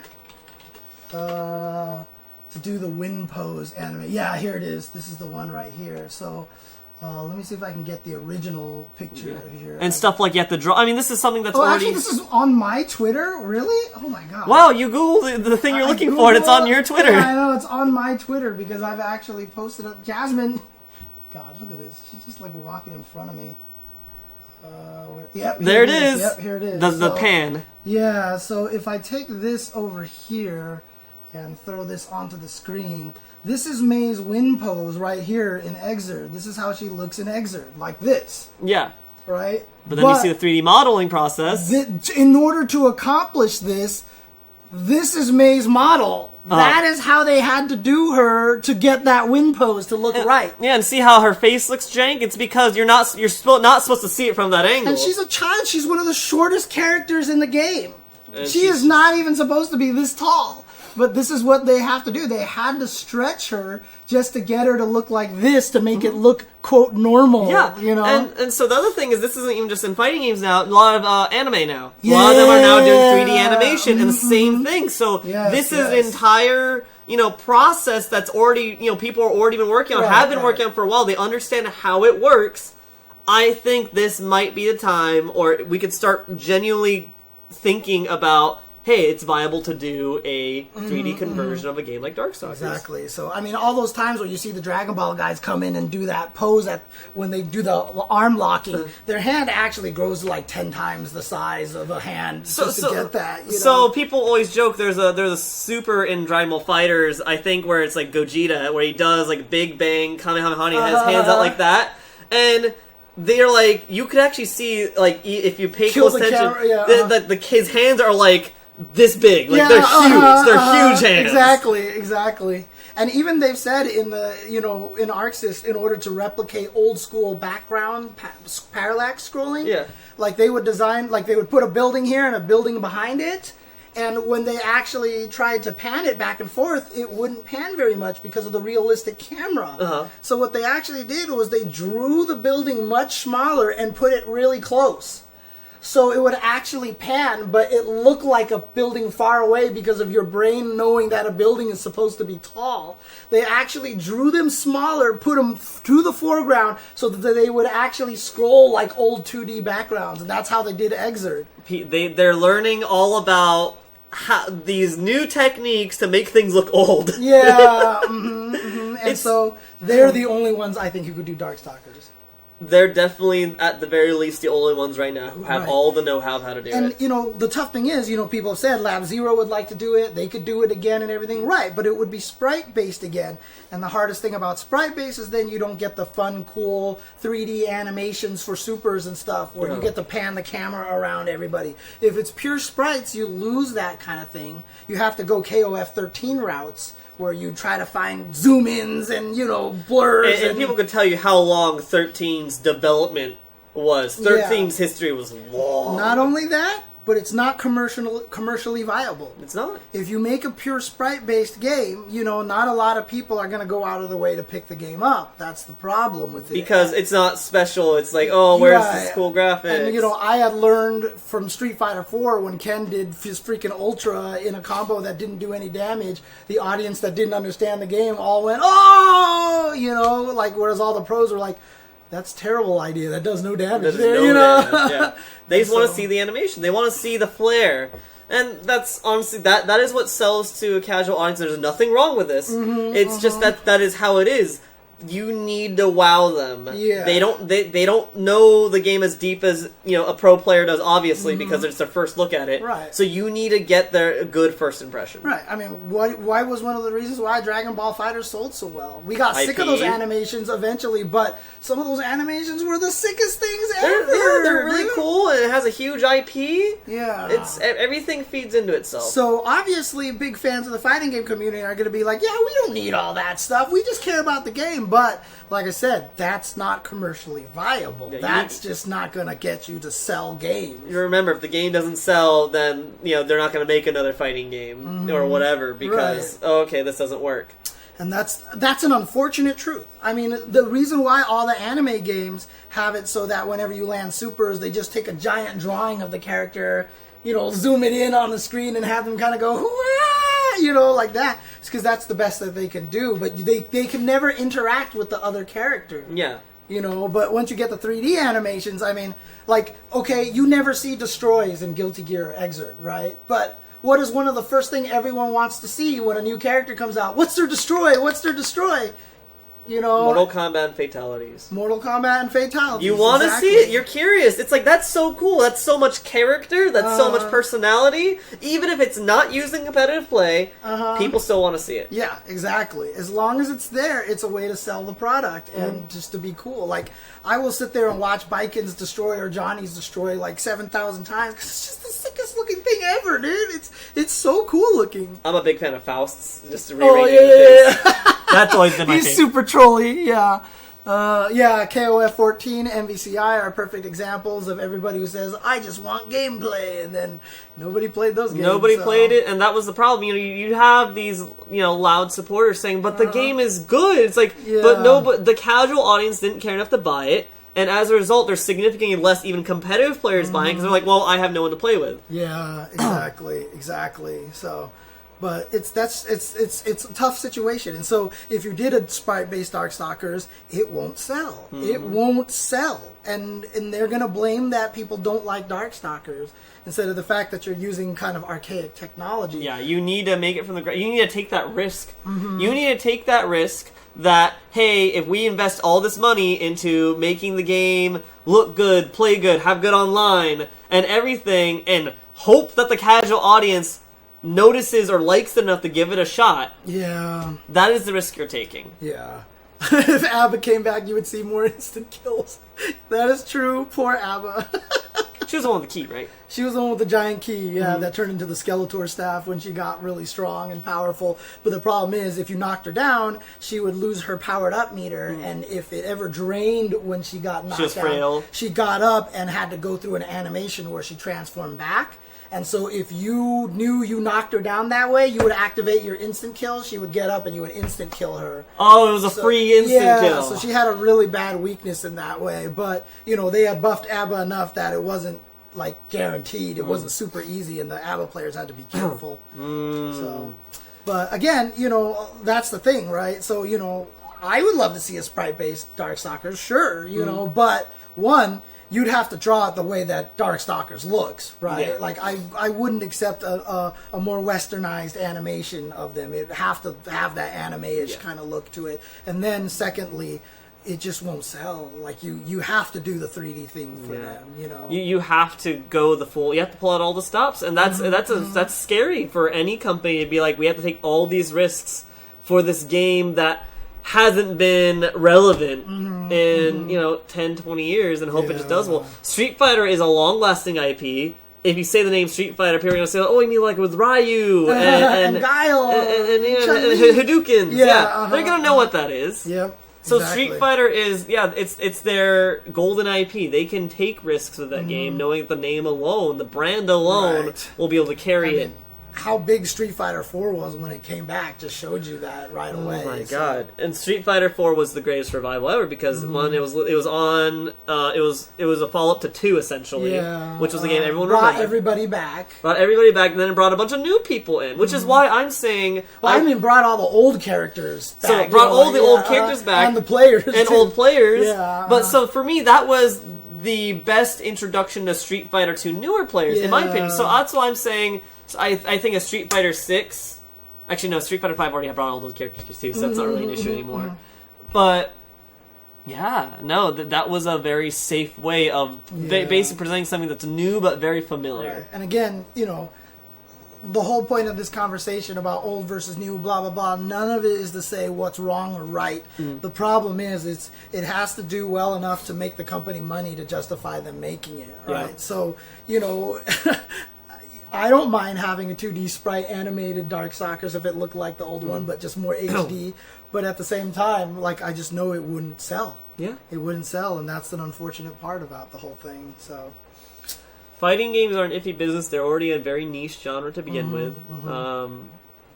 And that's another issue maybe fighting game developers are thinking about is, hey, do we want to stuff this full of features when we don't think most of the audience is going to care because they don't care? Yeah, I mean, the whole thing about, why doesn't this game have proper tutorials? Why doesn't this game have... I mean, I've said this on my stream a million times already. It's okay, go to the financial advisor of Bandai Namco and go, hey, we want to put in frame data in Tekken 7. How many more copies will that sell? Not any more than already... Yeah. Okay, how much would it cost? Well, it might take a few months to do... So you want me to pay people for a few months for a feature that's not going to sell any more copies? Yeah, company's going to... No, never happen. And so that's the point, right? The features we might want might not draw any new players in. Right. It'll make the current players happy, which is why whenever I hear about... And this is a little dark, maybe. Street Fighter V getting a network update. I'm like, that's so much money they have to spend to make current players happy. Yeah. And even when they added it in all the cool features in training mode, they added all the frame data stuff and everything. That's all super cool. You notice that they never bragged about it? You notice how they never talked about it? Because the rest of the world isn't going to care. Yeah, everyone who cares are going to see it and go, that's so sick! But nobody else is going to care, but they add it for us, but, So, I saw a tweet earlier today talking about the Samsho collection on PC. And so one person was asking, hey, I noticed that there are no lobbies in any of the new games. Why is that? And so someone spoke up saying, so actually we got a lot of feedback from looking at 30th anniversary, Samsho Street Fighter's 30th anniversary, and people complained that even though it was only just 4 games online, there was too many features and settings and options. And so in order to simplify it for the casual audience, they just said every game is just casual or ranked. That's it. In Samsho. And so there's no lobby system for that reason because they didn't want to make things too complicated for the casual player. He's like, there's 7 games, now you're telling me there's 4 options per game? That's too much. Right. Yeah. God, that's infuriating a little bit. It hurts. As people who genuinely play those games, that's frustrating. But it's also understandably okay, yeah, I guess the rest 90% of the world is probably that's too much for them. Exactly. Fighting games, dude. The hardest thing that people in the FGC have to understand is that fighting games are so much more niche than they want to think it is. Nobody plays fighting games. The FGC amounts for maybe 10% of actual fighting game copies sold? Yeah. If I had to make a guess. I mean, Mortal Kombat was one of the highest selling games of the year that it came out. Mortal Kombat 11. Mm-hmm.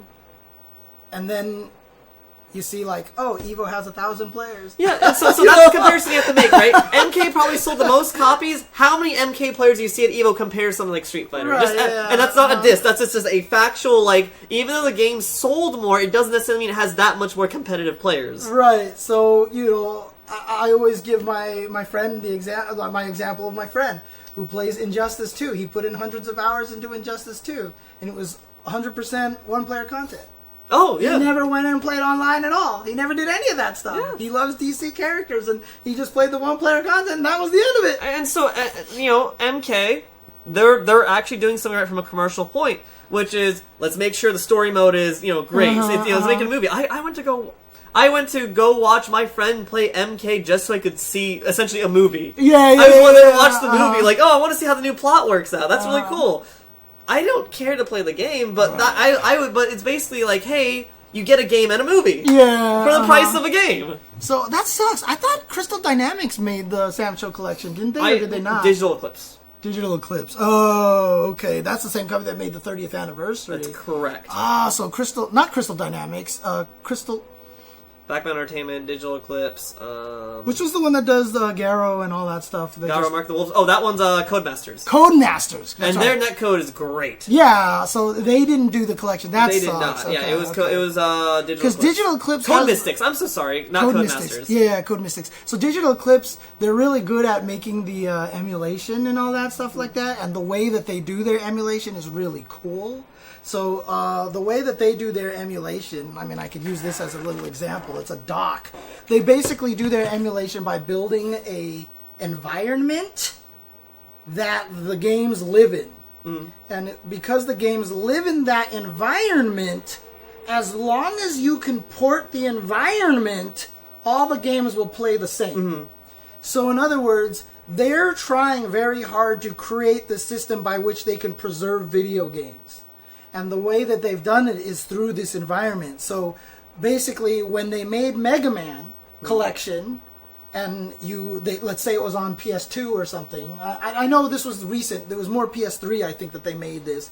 They had this environment that they created. So if they need to port it to PS4, you don't need to go into every game and make sure the game runs on PS4. You port the environment, and as long as the environment works, then everything in that environment will play exactly the same. I mean, so that's how, like, the newer, different example, but like how Resident Evil 4 gets ported to everything. It's because once they did one port that worked, they could then just port that port. Not even necessarily. It was the nice thing about Resident Evil 4. It was just a newer game. I think every port is literally they had to go in there and make sure it was ported. Oh, okay. So if it was, so the reason why this is different is because you have multiple games. You have Mega Man 1 through 6 all in this thing, and if you ported it the way people generally port games, you would port each one by one. Test Mega Man 1 on the system. Test Mega Man 2, and then if you ported it to Xbox, whatever the next Xbox is, you'd have to do the same process again, right?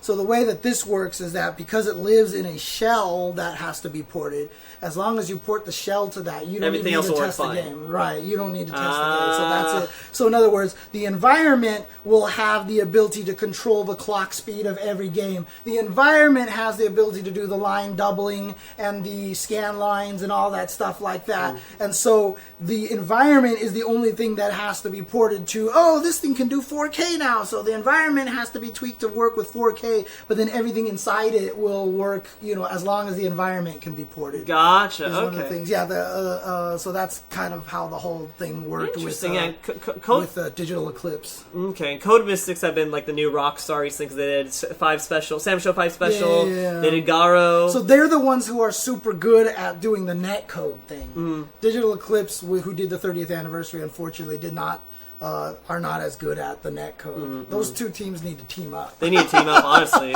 Code Mystics have been like this shining star in like the SNK community these days. But yeah, and that's one thing. They're taking. I always hear this argument of like, well, why doesn't Code Mystics port the new Sam Show and just give it better netcode? I'm like, no, because that's different. They have to pretty much you have to change the game from almost the ground up to work with their new netcode. Yeah. I mean, the netcode is not something you just pull out and pull in. That's the hardest part. Netcode, especially GGPO netcode, cannot be a layer between the game and outside, because the layer of GGPO has to have its wires embedded into the game, because it has to know the save states. It has to be able to play the game without any UI. It's got to be able to do all sorts of crazy things. Yeah, it's not this magical thing where the game just gets filtered through GGPO and now it works. It's like, no, you have to hardwire GGPO into the game so it works. Yeah, a lot of people have been saying ever since the Canons put out the GGPO on the free license that they looked at it like, we're going to port it into Guilty Gear Accent Core, and they were just like, holy crap. It's a little bit harder than we thought. So so it's obviously the ideal is we all want to have good netcode. We all want to be able to use GGPO or your rollback netcode on pretty much everything. But sometimes if it wasn't planned to do so from the beginning, it's just not going to happen. Yeah, it's hard. It's going to take work. So. And so that's why I'm happy. So once again, a little off topic. I'm happy that the Guilty Gear team decided, hey, we are going to delay our game to make sure it's what people want. It's amazing that they even went that route. I'm so surprised that they decided to go that route. So. I wonder how bad it is for them commercially, financially, but I'm really happy they're doing it, because I'm like, no, I think we'd much rather wait for a game that we're going to play for a long time rather than get a game out now that we're all going to hate in like a few weeks. Exactly. I mean, as two Samurai Showdown fans, I mean, nobody knows better than we do right now, so... Yeah. Yep. I don't even play the game anymore. I don't either. How? What do I do? I can't go online and play. Oh, Olaf asked me, he's like, so you've been playing new characters, right, dude? Like I remember when the patch came out, Season 2 started, I haven't played any of them. Right. I haven't tried any of them out because I'm like, what's the point? I have no locals to go to. There's no online. Right. Yeah. And the online isn't just like, oh, it's laggy. No, just online doesn't work the way it's supposed to. Things break all the time. Lobbies break. All of a sudden, I can't see who my opponent is. It's like they're SNK ghosts for no reason. I'm not sure to bash on the game. It's just, as a fan, it's frustrating. It's frustrating. Yeah. So that's fighting games. And we've been talking for 3 hours now. Damn. So I think let's go ahead and call it a night. I think it's a good time. Yeah, let's call it a night here. But thanks for coming up here and hanging out here. I know we aren't doing the proper social distancing things. I've gotten tested. So I know I have nothing right now. I don't know about you or anything, but I'm good. I'm fine. Yeah, you're fine. So I also haven't been going anywhere because obviously there's not really much I can do outside. Exactly. Yeah. So we should be okay. We're doing all right so far. I've been masking anywhere I go. Obviously, I'm not that much of a degenerate. I like to be a degenerate, but not when it can potentially harm other people. Yes, exactly. Yeah.